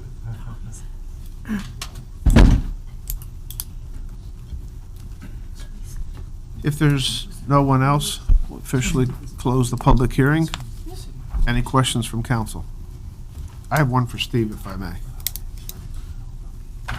Steve, I'm going to just follow up on the conversation on the water. We don't have, as I remember, site plans, right? So somebody's going to do their zoning, they'll build their building as they see fit, correct? That's correct. Okay, so. Well, and long Within as it codes. Within codes, Okay. yes. So, what is our role with respect to preventing water runoff on an adjacent property? The code's pretty clear. You cannot redirect water and force it onto another property. You have to maintain, or you have to take care of your on-site water, whether it be storm sewer, French drain to a storm sewer, what have you. But there's, I guess what the real question is, could someone go in there and purchase this lot or that owns this lot and build a retaining wall? There was some mention of possibly putting a fence up bordering this property during P&Z, And I was thinking to myself, if someone would have put a fence up, they could very easily put a retaining wall up with a fence on top of it. Now it's blocked any type of water coming down the hill. So it's actually dammed it at that spot. So I'm not so sure that would be what you would want. But if there's a lot of water coming off the hill, and it is surface water, it's not, you know, a spring or a creek will find its own level. If there's enough water pushing it, it's going to find the lowest spot. It's going to reach its way. But if it's just the topography or someone's changed their grade to the house to force that water away from their property onto the others, then there's really nothing in the code that keeps the neighbor from doing the same thing or blocking that. I guess what I'm after is, other than saying, if there's a problem, other than saying to the adjacent landowner, it's not our problem, you got to take them to court. I mean, I'm just trying to get a handle on what our role is. Yeah. To at least make a reasonable attempt that that's not going to happen. Well, if we see, I'll give you an instance. If we get a set of plans and they show a parking lot, and it shows that parking lot running right up to the property line, and the topography of that parking lot runs that water onto adjacent property, we won't allow that. We would make them do something with that water other than forcing it onto their neighbors. And could that be forcing it into the storm sewer that's in Yes, the and that's- street adjacent? And that's when I talked to the city engineer, he had told me that there is a storm sewer there, and then when we look at the development plans, if and when we receive these, we will look at what they plan on doing, and we will verify they either have control of it, or we would probably, most likely, require them to tie into that storm sewer. Any other council comments? If not, can we have the first reading, please? An ordinance approving the rezoning of 601 East 10th Street from R3 multifamily district zoning to CO office district zoning, City of Rolla, Phelps County, Missouri. Moving on to no special presentations, no old business. First item under new business is an ordinance enacting Article 7 of Chapter 31 related to trees.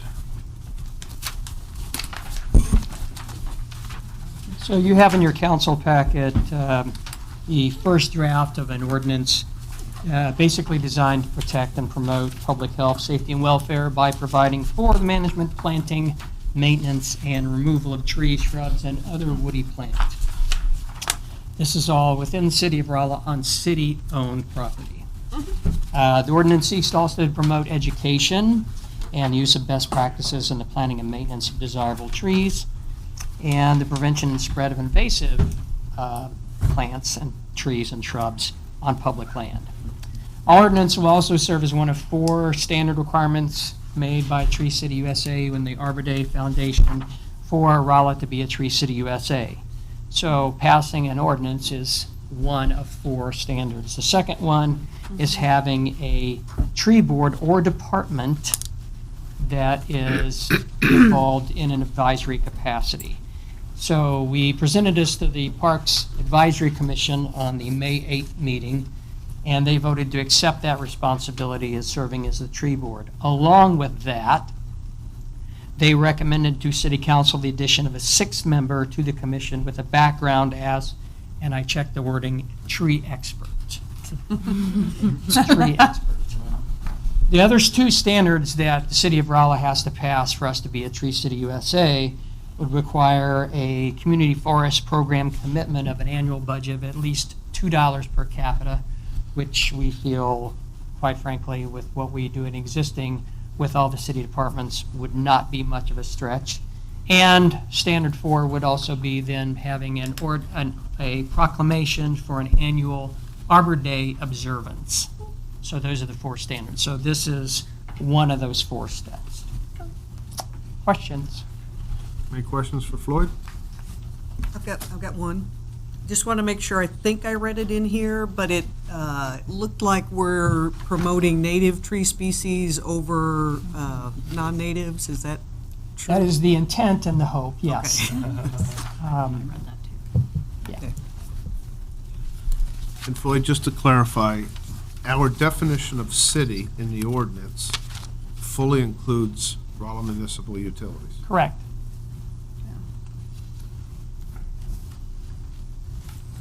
David? I just want to say thanks for going through all this work to come up with an ordinance that suits the city and all the work for helping us get involved with Tree City. Daniel?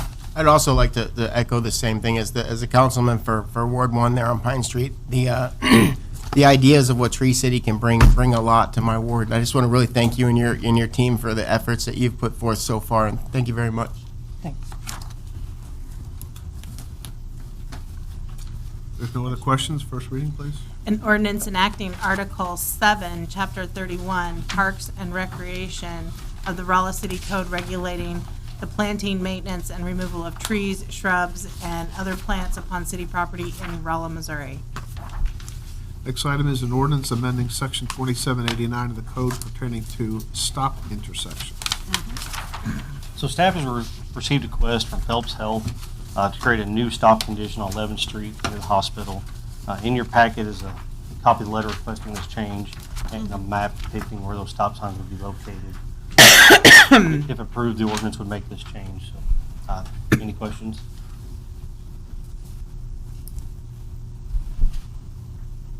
No questions, first reading, please. An ordinance amending Section 2789 of the General Ordinances of the City of Rolla, Missouri, known as the Code of City of Rolla, Missouri, pertaining to stop intersections.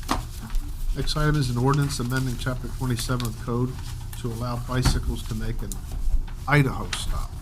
I do hope you're going to explain that. Try. I should have done a little better job on explaining where this originated. This was actually presented to the Bicycle Pedestrian Committee, and they reviewed it and recommended that I submit this to the council for their consideration. If you look at the commentary, that's really just a cliff notes of Wikipedia. I tried to explain the history and all the things that, the ins and outs of it. If you look at the ordinance, there's three basic things that the Idaho stop ordinance does. The first thing is basically a bicycle could treat a stop sign as a yield. Doesn't mean they can't, they don't have to come to a complete stop, but they still have to yield the right of way to any vehicle that's entering that intersection if the stop sign is there. So it doesn't mean that the bicycle has any more rights than the car does. It just means you don't have to come to a complete stop. If you come up to the stop sign, there's nobody there. You can treat it as a yield and going through. I can tell you from own personal experience, if there's nobody coming, you look around, you're on a bicycle, you're not going to come to a complete stop. You're going to roll right up through it and go on. To be quite honest, on a street that doesn't have any traffic, if you roll up to a stop sign, I'd say 95% of the time, you're not going to come to a complete stop. You're going to roll right on through it. So I don't think that number one is all that shocking. Number two, this allows you to treat a traffic signal as a stop sign. Now, in the state of Missouri, you could already, if you're on a motorcycle or a bicycle, you go up to a signalized intersection, and it's not going to change, you go ahead and go on through. Legally, you could do that. A lot of signals have loops in the street. It's not pressure, it's a magnetic field that detects the metal in that magnetic field. That sends a call to the signal, say, hey, there's somebody there, and it goes into a different timing sequence. That technology is on its way out. We're actually converting our signals to camera actuated, so we can actually see the car and pedestrians and everything else. So we can do those signals to take care of all that. So it's kind of just a side note to that possibility already exists, that you can disobey a red light. What it does say is you do have to come to stop at a red light. But once you check both directions and see there's nobody coming, you go ahead and go on through. It allows you to make a right-hand turn on red, which you can do in a car. And it also allows you, though, to make a left turn on a one-way street. The third thing is signaling. If you're riding a bicycle, sometimes you need to keep both hands on the handlebars, and it's not always quite as convenient for you to make the traditional signal that they teach you in the book. And so this kind of doesn't mean you can't get a signal if you don't do that. You could use either hand also to make a signal, which I've done. It's a lot easier to turn a left-hand turn using the signal, using your arm, so, basically, that's it. Steve, you lost me I'd on be that happy- one. Oh, hold on. Yep. Explain to me about the signaling again. It's a signal of attention to turn right or left shall be given during not less than 100 feet from the traveled way before turning, provided that the signal by hand or arm needed to be given, the hand is needed to control for the bicycle. In other words, you should do a signal, but if you need to keep your hands on the handlebars in order to control your bicycle, you could do that and not be breaking the law. Those are basically the three things that we talked about at the meeting. One of the things that opponents of this particular law said that this is a bike-friendly improvement that doesn't cost anything. There's no public improvement money that's needed in order to do this. This is just a change in the law. There are several cities throughout the country that have adopted this. Arkansas just adopted it statewide this year. So it's one of those laws that's more bicycle-friendly and is catching on throughout the country. Be happy to try to answer any questions. And then Steve, I'm going to say two something. councilmen on the council that were at the meeting, they could also help me out with some of these questions. Hostility this way. Well, I don't have to take all the. I'm going to say something so politically incorrect. Here it comes. I'm a biker, but I'm going to tell you, majority of bikers don't give a damn about the laws. And I just hope that those who are promoting this aren't encouraging people to just, keep in mind, a car's a whole lot bigger than a bike. Absolutely, and that's. And bikers, by nature, think they own the road. Bikers I'm that going to offend aren't half well this room trained. over here, but that's Act like okay. they don't hold the road. I'm not offended. Okay, I got it off my chest. Jimmy Dale. I will agree with you, Mayor. I think this is stupid. It's just a I law didn't say we that. don't need. Tell you, because 99% of the bicycle riders get out there, they come up and they'll come to what you call an Idaho stop, and if there's nothing coming, they go on. Majority of the bicycles that are pro bicycle riders look both ways and they go on about their business. And this is a stupid law. Counselor, you had a question? I do. Is there any information out there that talks about liability or bicycling accidents that ties in the states or the cities that have passed this with increase in accidents or, I guess my only concern, just reading it on its face, is does this affect liability issues or anything like that if you pass the ordinance? And I could be overthinking this, but that's what you have me here for, so. I'm just curious. I don't know of any, no. I don't know how that could possibly increase our liability because it's something that's Well, the first question slowly is, but are there, surely going through the process of happening in other places. well, I guess the first question is, are there more accidents or what, has there been? In the little notes here, it does say that it shows 14% fewer crashes. Fewer, where is Like, that? Yeah. by being able to do this. Yes. And that Idaho has less severe crashes. So it works. I think it's the start and stop. I don't know all the science behind it either, but it does sound like, from my thinking, that by having to force yourself to stop when in reality you could kind of cruise, turn through to the right, knowing that there's another vehicle coming, but they're not there yet, or whatever the situation, by having to stop and then restart, potentially you're setting yourself up for more danger. I think that's what the idea is. And if you have clip-ons, you're going to fall, just like I did. There's the truth. Oh, that's so true. You got the wrong gear, Mayor. No, it was the clip-ons. Clip-ins, I should There's, say. yeah, there is no gear ratio. That's embarrassing. It hurt. Forget the embarrassment. You grip right back in as you get ready to take your foot off. Okay, if there's no other questions or comments, first reading, please. An ordinance amending Article 3, Chapter 27 of the General Ordinances of the City of Rolla, known as the Code of City of Rolla, Missouri, relating to traffic. Next item is an ordinance authorizing me to enter into a block grant agreement with the Missouri Highway and Transportation Commission. These next two items are related. One is a block grant agreement that allows us to pay for the work that's going to be authorized in the next contract. This project has already been designed. The consultant had done it, knowing that he was taking the risk of going ahead, but he's trying to get it on the, get bids on this thing this fiscal year so we can still get some federal allocations, but they want to know exactly how much it's going to cost before they're willing to commit. Basically, this project, the first part of this is the paying for the consulting fees. For this project, we're already doing the first phase of that, which is a property Exhibit A map that's required to do any work you do. You have to update that map. And then the design project for the actual improvements to runway 422, which is a new overlay, reconstructed overlay for that pavement. Total for those two contracts is $219,000. Feds, according to this agreement, is going to pay 200. We're going to pay, basically it's a 90-10 grant, 19,315.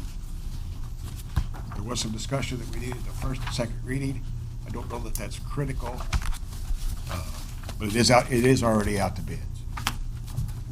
And I'll be happy to answer any questions. This, like I said, this first ordinance state agreement for the state to pay 90%, for us to pay 10.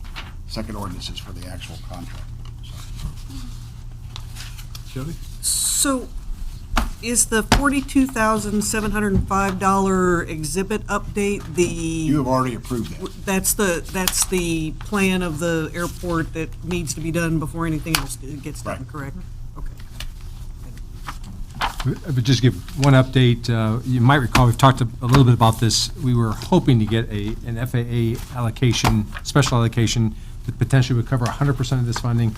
We just got word last week, it's even unofficial, we haven't gotten written word that we were not selected in this group. So it looks like the FAA is going to come back out with another round, but the timing's not going to work for us. But we just found out we're not getting the 100% grant that was just rolled out for a one-year deal, so.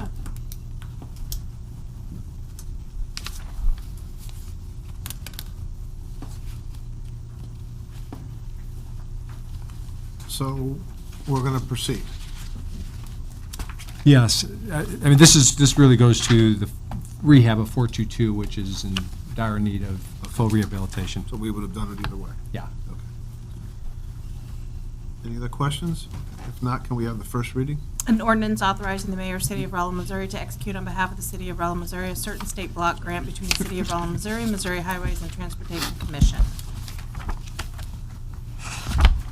Move to suspend the rules on the final reading. Second. Motion made and second to suspend the rules. All in favor, say aye. Aye.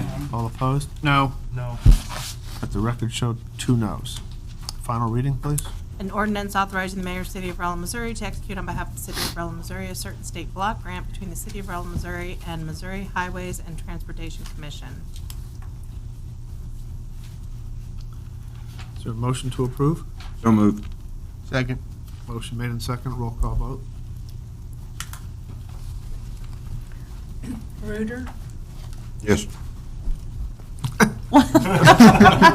Hey, William? No. Sorry, I apologize. Yes. Thank you. Murphy? Yes. Jones? Yes. Schneider? Yes. Allen? Yes. Williams? Yes.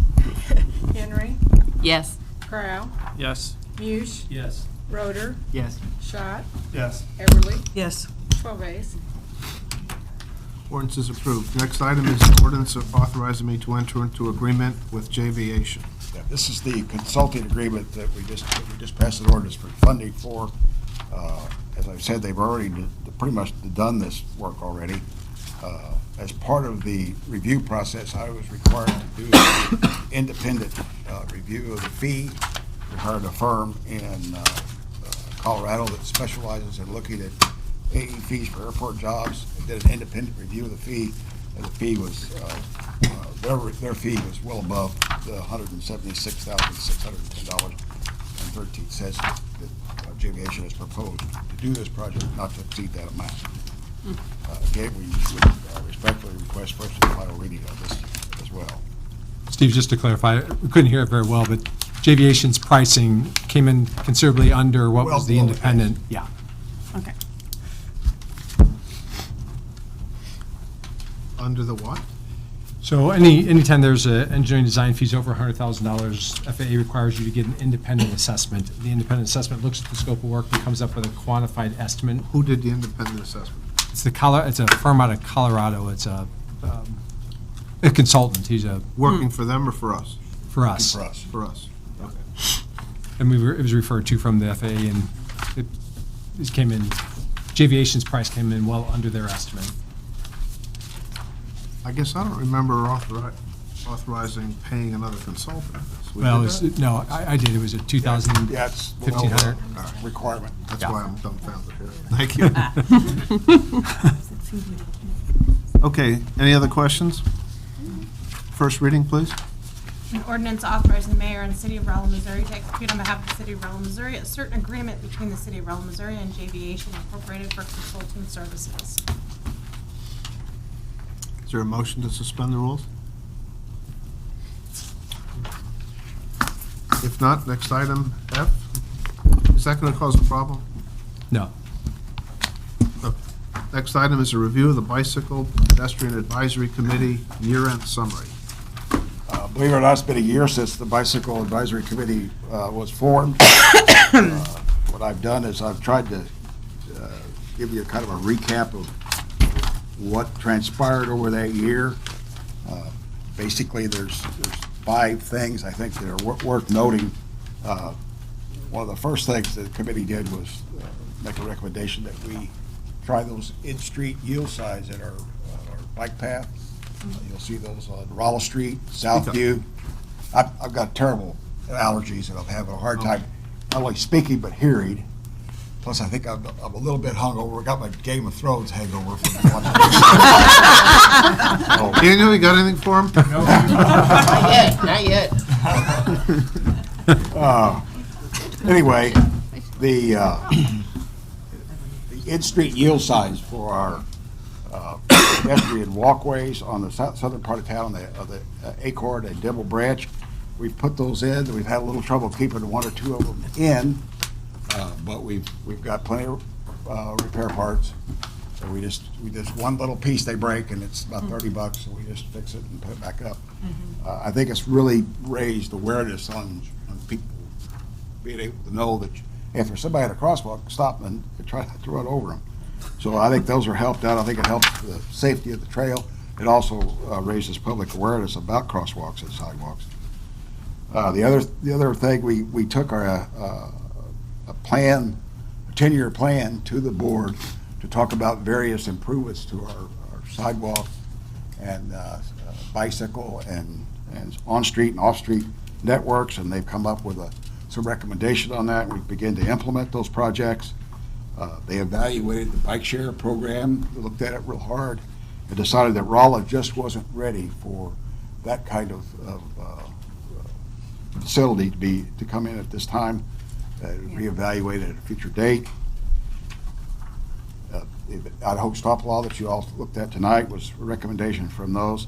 And then we also participated in the bike month. We didn't get a lot of precipitous stuff going on this time. Kind of stuck up on us. We did kind of attend the kids safety thing this weekend at Lions Club. We had a booth. I understand they gave away, I don't know, 1,100 hot dogs or something. And we had some little bicycle pins and bracelets. We had a couple of hundred of those. They were gone just like that. So a lot of interest from the kids on the bicycle stuff. So those are kind of the highlights. I don't know how much of this you really want me to go into tonight. It's all here. I've got a drawing that shows, if I could get the overhead. I'll just mention these 2 things, and I can put this report on our website for the public to look at as well. This is kind of a recap, and it's at this level, it's kind of hard to see, but it's a recap of the projects that were underway right now and what future projects we have planned, showing both various kinds of funding. TDD's funded some of these, the city's funded some of them. We're expanding the shared use paths around town. Hey, Steve, it popped up for a second, it's gone. I Didn't know if there was. We saw it for a second. Power? He's sick, guys. There it is. Yep, Yeah. there it is. Back? Yep. Yeah. Yeah. Yeah, like I said, at this scale, it's kind of hard to see it on this drawing, but then the other thing is, in your packet, this work noting, is our ongoing striping, crosswalk, and on-street painting that we've got planned over the next 10 years. We're hoping to add, as you know, probably some of you see, we have Rolla Street, Elias Club have bike lanes on it. We're planning on adding sharrows to Salem Avenue this summer. So Salem Avenue from 72 all the way, actually through to 6th Street and down to Kings Highway will have sharrows. And that's also one of our major pedestrian ways in town as well. So you'll be able to walk on the sidewalks, or part of that's on a shared use path. Part of it, then you'll have sharrows on the Steve, on the can street you as well. go over that again? What are you doing on Salem Avenue? Sharrows. And I didn't bring a copy of a sharrow tonight. I Just an emblem. apologize for that, but it's On the street. It's on the street. It just shows that it's toward the public and the bicycles, that this road's suitable for bicycle traffic. It doesn't have a defined Okay, it's no lane. But you have to share the road with bicycles, and you could expect to see those, on that facility. So those are two of the, I guess, most noteworthy things in the report. Like I said, I'll have all this on the website for the public. I'll be happy to try to answer any questions anybody might have about what we've done. Steve, I haven't gotten a lot of comments, but I would tell you that 90% of them have not been favorable with respect to the Holloway and 6th Street widening of the sidewalks and making the roads smaller. I'm not so sure I agree with that criticism, but that's here nor there. One of the future ones, I guess, is down Oak Street, right? You're gonna go south on Oak? Yes. Okay. Long-range plan, Okay, so that's not this year? next year. What we have for next year on Oak Street is, as part of our sanitary sewer program, we're gonna have to replumb Oak Street. And in that process, we're gonna actually go ahead and do the shared use path of the street improvements right along with that project, because we're gonna have to tear up so much of the road. Okay, so is Oak Street, I don't know if you have enough right-of-way, but are you gonna narrow No. Oak Street? So you have enough right-of-way? Oak Street doesn't have the traffic that the other roads that we narrowed have. So that's permissible. On-street parking is a good thing on those streets. The ones where we've narrowed the roads, there was so much traffic on it, the speeds were such that it just wasn't a safe place to park. So you're not gonna narrow the road on Oak Street? No. Okay. So, I'm a biker. I use the trails, I get it. But do we get enough use to warrant such a wide pathway everywhere? No. It will be everywhere. Absolutely not. No, if you'll look at this, You know what I'm saying? Down 6th Street, I'm hard pressed to see that we needed such a wide path on 6th Street, but. yeah, the plan is to go down 6th Street to Kings Highway. It will eventually tie into the shared use path that'll be on the north side of Kings Highway. And then we eventually go down to Main to tie into the campus. So the downtown and the campus area will be served by a shared use path that will go all the way down across Highway 72 and attached to the Acorn Trail and the Dibble Trail. Yeah, I know the pathway, and I'm just asking a question that is being asked of me by the public. You bet you. And that is, do we need such wide bike trails, shared youth paths everywhere? Not everywhere, no. Okay, so not all of them are gonna be 8 to 10 feet? No, if it's a shared use path, it will be 8 to 10 feet, but we're not gonna have a shared use path everywhere. What we're trying to do is develop a corridor network system that goes from traffic generations out into the neighborhoods. The neighborhoods would feed into these kind of arterial type bike paths, and you'd be able to ride your bike all the way into town. Okay. Daniel? I had a couple things. I do, over there on Oak Street, I did have some, folks over there are a little bit, because with the sewage stuff that they've got going on there, and there was a couple backups and all that over there, they're very, very hip to the replumbing. I just wanted to know when we were gonna start all that over there, so I could let those folks know. Well, we've actually already started, we officially started the design today, so I took the designer out, we went over the project, so it's in design officially. We're hoping to start that construction in the spring. Okay.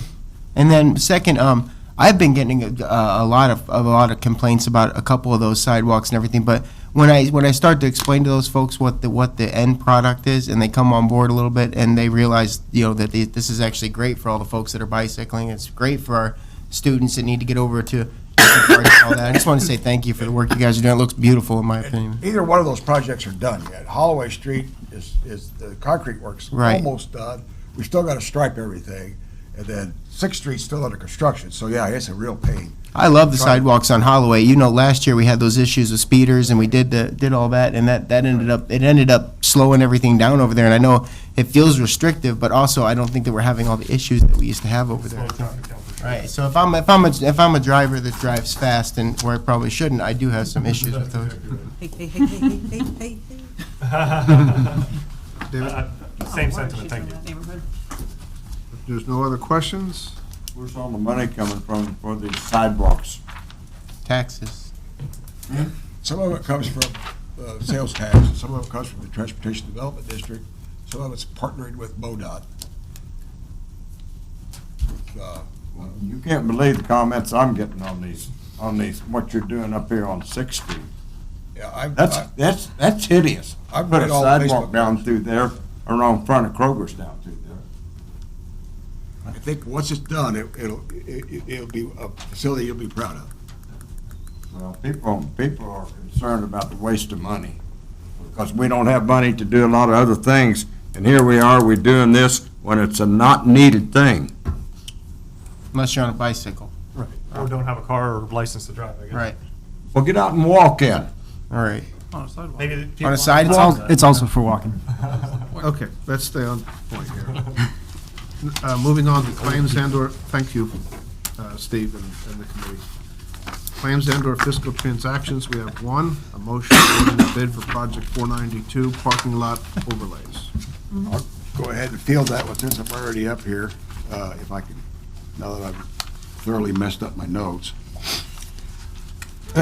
We had 3 bids for some, get the front page, I can't find it, for parking lot improvements for the parks and for the Parks and Recreation and for the center.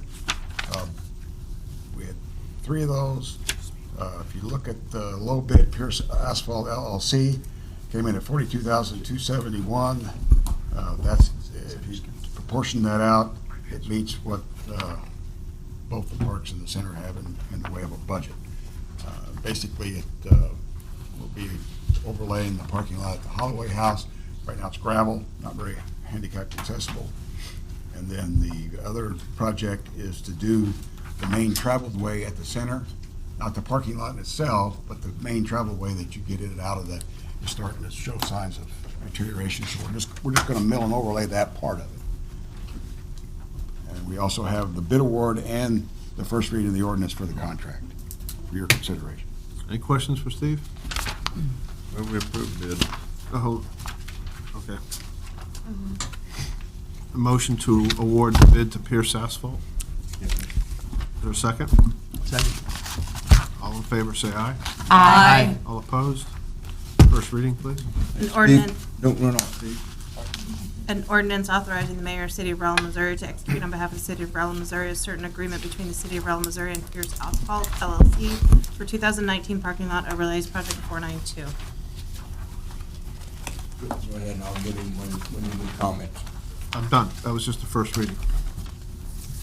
Can we go through the rest and you can? I'll get him on personal comments. Okay, Steve, your chance to leave. I gave you a pass. Keep on, Mayor. Okay, Mayor under City Council comments. I have a number of appointments. I'd like to handle those individually. Each one of them is with your consent. The first is a reappointment of Jim Marcellus to the Library Board. So moved. Motion made in second. All in favor, say aye. Aye. All opposed?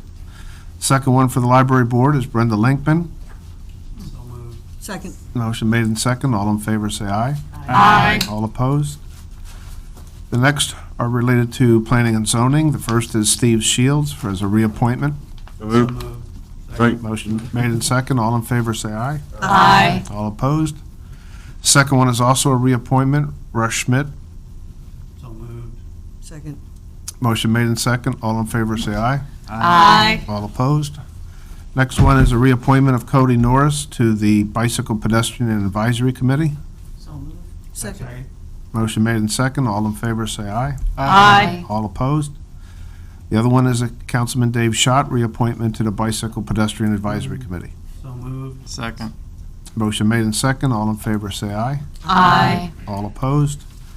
Two other reappointments, Francine Marengi to the Health and Recreation Center Board. So moved. Second. Motion made in second. All in favor, say aye. Aye. All opposed? And the last one is also a reappointment, Dr. Ray to the Health and Recreation Center Board. So moved. Second. Motion made in second. All in favor, say aye. Aye. All opposed? Thank you. City Council comments? Dale? Steve.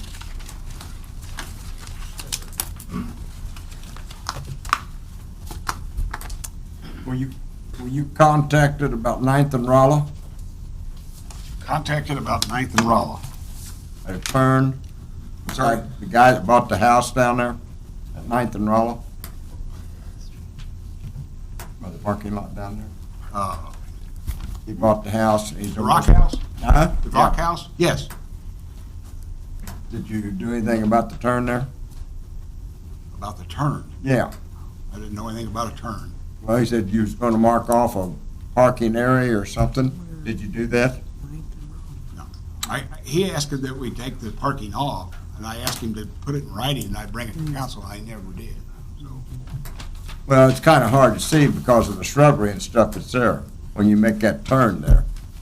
So, it's, take a look at that and see what we can do to help him out, because two people have almost been hit because people turning around there and they can't see. the conversation I had with him was about the exit from the parking lot. Is this? Well, he told me both ways, so maybe better to get hold of him. I will. I'll and ask check I'll with ask him him and to see. clarify that for me, yeah. All right. And at 10th and Pine, on the left-hand turn going east, we need a left-hand turn signal there. Set through 3 lights trying to make a left-hand turn from people on 10th Street coming. Yes, We need a left-hand turn there. If you can take a look at that, please. I will. Thank you, sir. Can I comment on that? I was just curious. I noticed those lights at, I think it's Rolla and Pine on 10th are sometimes fairly quick. Would making them 5-10 seconds longer take care of that by the fact that it gives the people a clear out chance to turn left? The challenge I have there is it's the Pine Street's coordinated so that you can drive all the way through Pine On a without timer. stopping if you stay under the speed limit. Any changes that I do at Pine Street's gonna negate that. So that's probably why we've been a little soft on putting in a left turn signal, not to mention the fact that the intersection's not wired for it, so we're gonna have to cut it all up and redo it, so. It's just not as easy as it sounds, but we'll take a look at it. Would letting it clear make a difference, you think, there, or does it need the left signal? Well, if I added any link to it at all, it's gonna affect everybody else along Pine Street, so, we'll just take a look at it. There's a very short, storage lane there, that's always been a problem. Left turns from 10th Street to Pine's not a big movement, but it does happen. And if you're at the light, I know it's probably not right, but I always pull out into the intersection, and then once nobody can hit me because I'm already there, and so, and then. But not everybody that pulls out of that intersection. Now, if you're behind somebody that's sitting there and doesn't be a little USRL, aggressive, you yeah. can sit there for a while, for sure.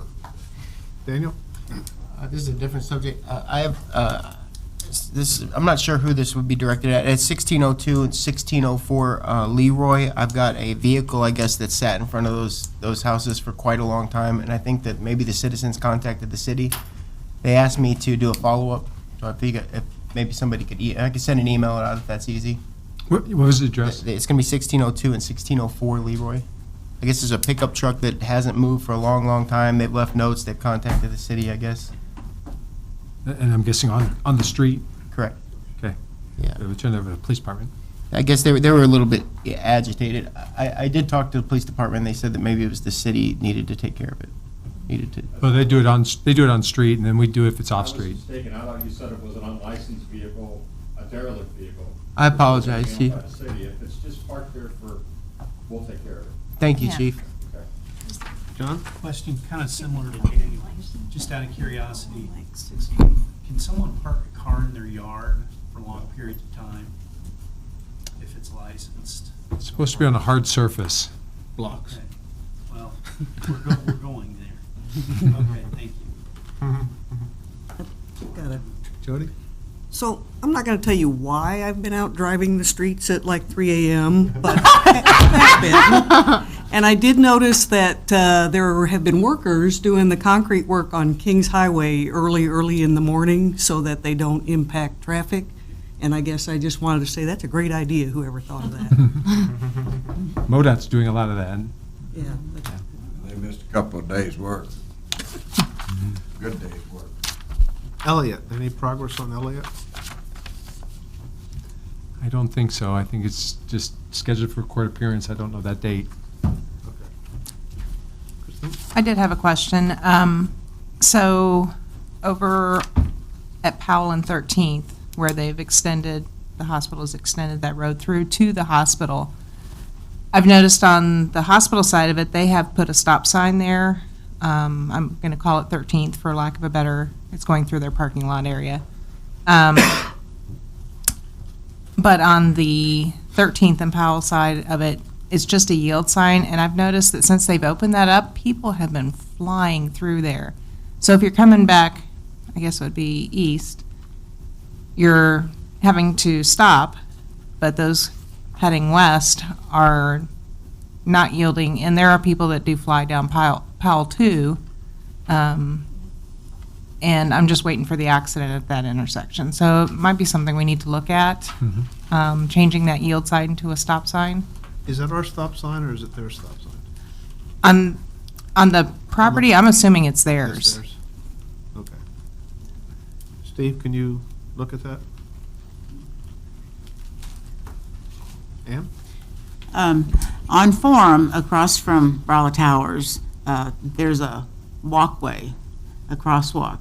But there are a number of folks that I've noticed that are in scooters, wheelchairs, that if we could somehow get those lights there, in the evening at dusk, more and more people are going to be getting out. And they're not real visible. A lot of those folks, they just want to have reflector clothes and stuff. And it would be, I think, really advantageous and a relief for them to know that they could get across the street, and be noticed before. I mean, those flashing. With the flasher things, yeah. If I could add something to that, having talked with Steve about some of these spots before, I wanted to second that. I was actually at that intersection the other day in broad daylight. I had my stroller and my son with me. We turned to cross where it's yield to pedestrians there. There's a sign on the right that says yield to pedestrians. And 3, 4, 5 cars, trucks, whatever went by before anybody thought about yielding. So I know talking with Steve, those flashing lights really work. I mean, where we see them in town, they really work. They're just about $12,000 or something like that, more expensive than the little people we put in the middle of the road. What do you call those? The Little man.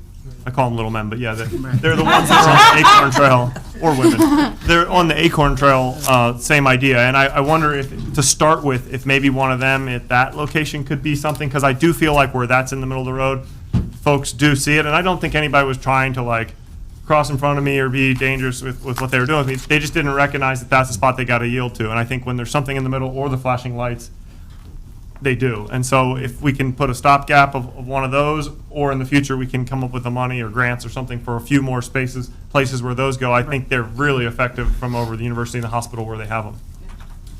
I've actually helped kids cross the street from the Hillview across Forum because they were on bikes and they wanted to get across the street and ride on the sidewalk. There's no sidewalk on that west side of Forum. It extends just a little bit. It extends to Truman, I think, from 10th Street. So it is an issue for people. There's no other council comments. Citizen communication, is there anyone that would like to speak? Roy?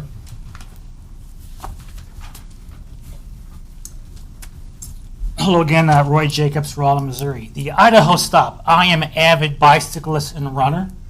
So I think some of the reasons why bicyclists don't want to stop at stop signs or intersections is because they have Strava or Map My Ride, and we want to make a good time on our ride. So we're always tired on our rides, so we don't want to stop. But with that being said, when I come to an intersection, I try to make eye contact with the driver on the right or left or for a stop and make sure he sees me, I see him, and we go. Even as a runner, I do that when I'm crossing intersections. And as the little men, as you call them, on the Acorn Trail, we had those signs up late last year or spring of last year, and then we took them down. When they were up, drivers would yield as you're coming on the trail crossing those roads. When those signs went away over winter, it's like you're a sitting duck who are trying to shoot you. Now that they're back up, drivers are yielding to the runners and riders. So anything about bike safety, we need to promote. As again, I'm a rider. And I know what it's like. You go out Highway 72, you come back in from a 25-mile ride, and there's a stoplight. You forget you're clipped in, you fall over. So, but you know, and speaking of, yes, even me. And speaking of, bikes, I ride a carbon fiber bike, so it's not metal, and that sensor on the ground is not picking me up. So I either get on a sidewalk, or I try to do something to make the light change, or I just run a red light. Let's see what else I had here. The sidewalks, the widening of the sidewalks, is that for ADA compliance? Is that why they're so much wider now, or is it just why we widen them? It's really just a joint use. So it's the idea that you can have the more traffic on there on both bicycles and pedestrians or drivers. So. Well, I mean, I think we're widening the sidewalks. That's a great idea. Even though the streets are narrow, that's going to be a pain. But we need to widen the sidewalks and take care of the community. So that's my story, and I'm sticking to it. Thank you. Very good. Sir?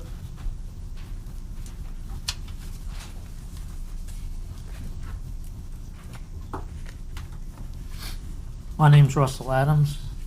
I live at 13810 Old County Road 448, St. James, Missouri. I wanted to inform the council a couple items relating to the ag lease at the Rolla National Airport. The first item was, and I had some pictures. I'm not sure how to find them. You need to close that one down. Do what? That's the speaker. Oh. Russ.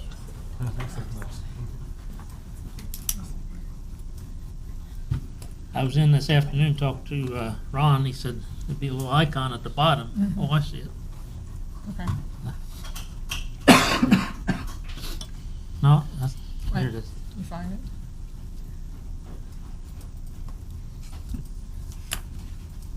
it? It won't. You up here, file. Huh? You file, oh, right here, hit file. You didn't hit it right.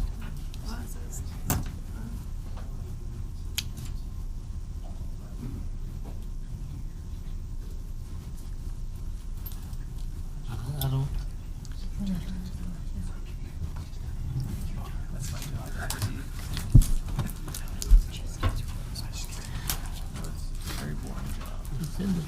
Click on that. There it is, right there. Okay, the first item was, there's a brush pile that the city had created when they were working on the sewer line for Brewer Science. And I came across this on a Saturday, I believe it was, and there's these items that were burned. And let's see, how do I get another picture? Is that fairly recently or a while ago? 2015. It was a while back. Hit the enter button. What? Hit the enter button. Here we go. Is that there now? No, it's not there now. I picked up a couple of cans. One was had the green residue, and the other was the yellow residue.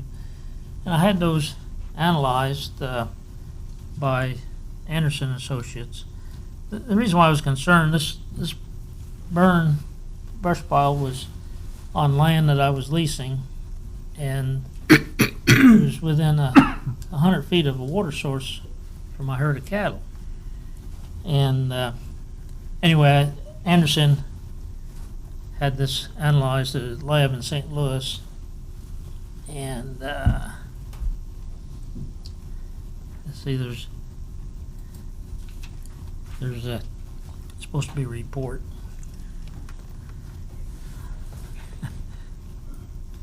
I don't know how to work this.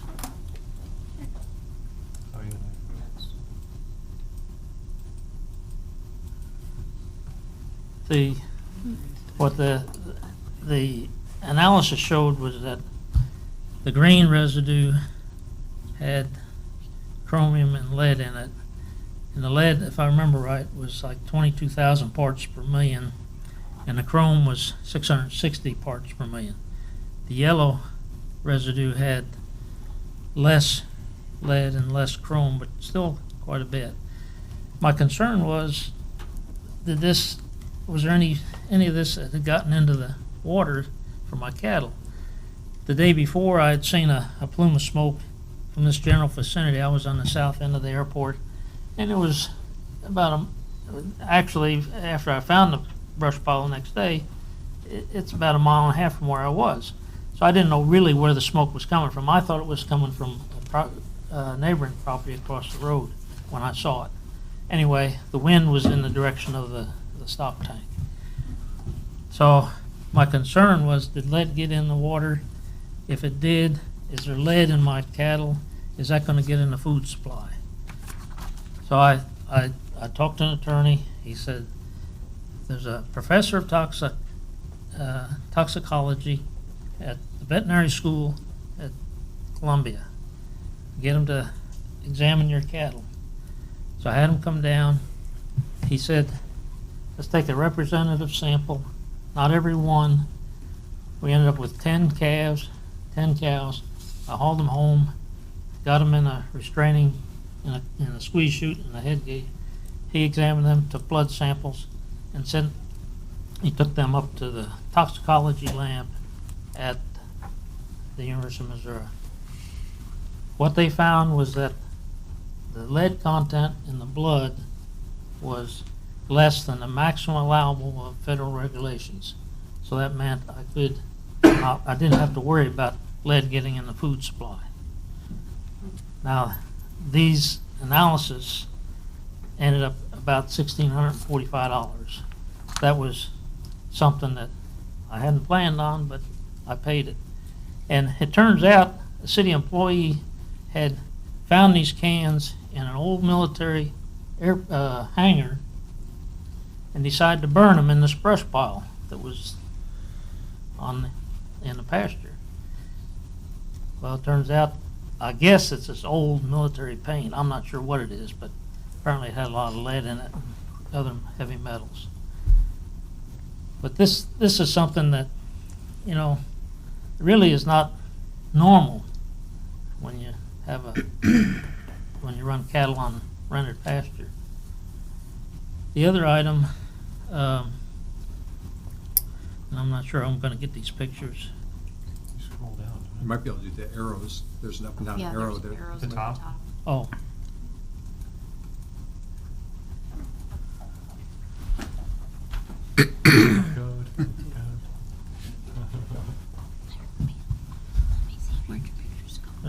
Okay, so we're gonna look over here. You see this arrow here? It'll scroll right through your pictures. Oh, okay, there's an analysis. Wait. Oh, go back. Okay. What, I can't read it. It should show you what the lead and the chrome is. Yeah. Under the allowable. But, okay, let's go on to the, and that's the okay. This is the second incident. I was out mowing hay on a weekend, Saturday or Sunday.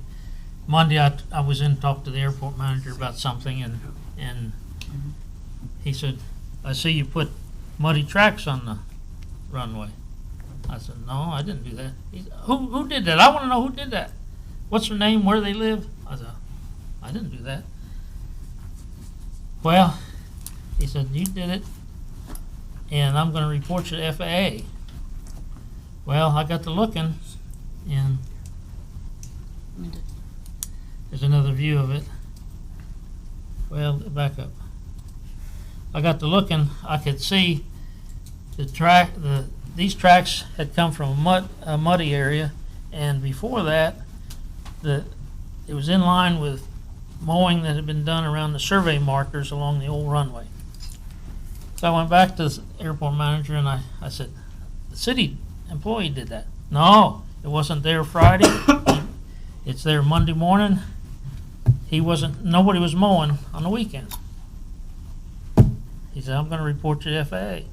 Well, I talked to one of the owners of Barron Aviation, and he said, "Yeah, I talked to him, and I recommended that he not report it." Anyway, it got reported. I went to an attorney. He says, "Look at this. You see the wide tracks, the bars, those are curved. And then you see another set of tread tires that are highway tread." Now, it's real hard to see that because it's not blown up. At home, I could blow it up. And then you see these other tracks that, okay, these, Is that too big? no, I was going to point out, is there any way we can point? You see the bars are curved over on the left. And then you see this over here is the narrow is those are fairly wide spaced, and they're trailing the tractor. They're over, because when he turns left, they are over to the left. And then these other tracks you can see tread from a highway tread. Anyway, so I went to the. Can you make it smaller? Mm-hmm. I went to the shop. Here's their tractor that they mow with, and you see highway tread on the front. And on the next page, you can see that the bars on the back tires are curved, and then here's the mower with a different. There's 3 sets of tracks shown by the mud. Well, thank you. These are just a couple of cases where there's been, well, I don't know. I'm a little old man, but I'm still a person, and I ought to get some respect. I pay the city for rent. It's not like I gave them a bum check, but and there's other things too, but these are fairly significant. I never heard from FAA, and I wonder if that wasn't just harassment. I'm going to report you to FAA. Well, it was a case where there wasn't enough investigation. I told them I didn't do it, wasn't believed. Well, what do you do? Another thing, last week, the city had a drill rig come out, wanted to drill in the pastures. Okay, I had cattle in that pasture with calving. I got the cattle out. I was there when Steve Hargis came out, and the drillers was there. Everything was fine. They were done in one day. I haven't put the cattle back. I'm not going to put them back for a while, but anyway, I've tried to accommodate the city in whatever they want to do to develop it. I'd like to see the airport developed. I would. Then on the other hand, my response to a lot of this stuff has been roll with a punch. And that's pretty much what I've done. That's why these 2 things happened a while back, and I haven't done anything. But the testing cost me $1,645. That's not counting the stress or the hauling, getting the cattle to where they could be examined. And I'm not going to say anything about the attorney's fees, but Anyway, I just wanted to let you know what some of the things I've experienced. Mr. Adams, I just got one question, if I may. Yes. One of these is 4 years old, the other one is 6 years old. Did you report this to anybody at the city at either time? Yeah, I talked to John Butts about it. I don't remember the second one, but certainly the first one, that was an issue that we dealt with, once we were aware. Yeah, from what I understand, the employee involved in the burning was reprimanded, from what I understand. Okay, thank you. Any other citizen comment? Good evening. My name is Felicia Richards. I work for your community health center here in town. I am the project director of an opiate grant, and I just wanted to take this opportunity, as we heard tonight, lots of discussion about medical marijuana and future discussions about other issues relating to substance use, that you all, as our leaders of our wards, have constituents that do suffer from a substance use disorder or a mental health diagnosis. And so one thing that we have done with our grant is to create language matter cards. And one thing you guys can all do as leaders of those individuals and their voices is to watch the language we use. And so we created these little pocket cards that can fit in your purse or in your billfold or in your pocket, just to remind you to not say some of the language I've heard this evening, and to say the proper language, because one of the national and state level focuses is to reduce stigma, and we can all do that by the language we use. Can you explain that? I mean, I didn't hear anything that I found offensive. What? Oh, not that it's offensive, it's just there's words that we can use differently, such as instead of saying addicts, we can say a person with a substance use disorder, because the terminology of addict makes us think negatively about that person. Very, very cool. So may I share these with you all? Sure. Can I hand them out? The hospital is doing this same initiative. Yeah. Familiar. I think the other part of this that maybe is important is sometimes people have different terms for different things, and so the ability to use the same terminology helps the education part too. I appreciate you doing that. Thank you. Thanks for staying so long too to do that. Any other citizen communication? Just to add to that, the term paraphernalia, it's kind of a connotation too, that they're, My God, what are we coming to? I mean, it could, you use, well, no, it's true, people, the connotation of paraphernalia, can bring people to a certain mindset. Can we say bongs, pipes, and everything You else? can't say that, I can tell you that, now you can't say both. Don't say, I gotta kick you out of the store if you do. Well, it's equipment to administer the medication. If we're treating this as a medication, it's, it's part of the whole thing. Very valid. Any other citizen communication? Comments for the good of the order? We do have one item in closed session dealing with real estate. Is there a motion to go into closed session? I'm looking at. Second. Is there a second? Roll call vote, please. Murphy? Yes. Henry? Yes. Allen? I have Yes. absolutely heard Williams? Schneider? Yes. Ruder? Yes. Muse? I don't even. Jones? Yes. Everly? Yes. Roder? Yes. Get out of here. Schott? I will. Schott? Yes, sorry. Brown? Beyond Yes. the age Get of it being together, politically correct.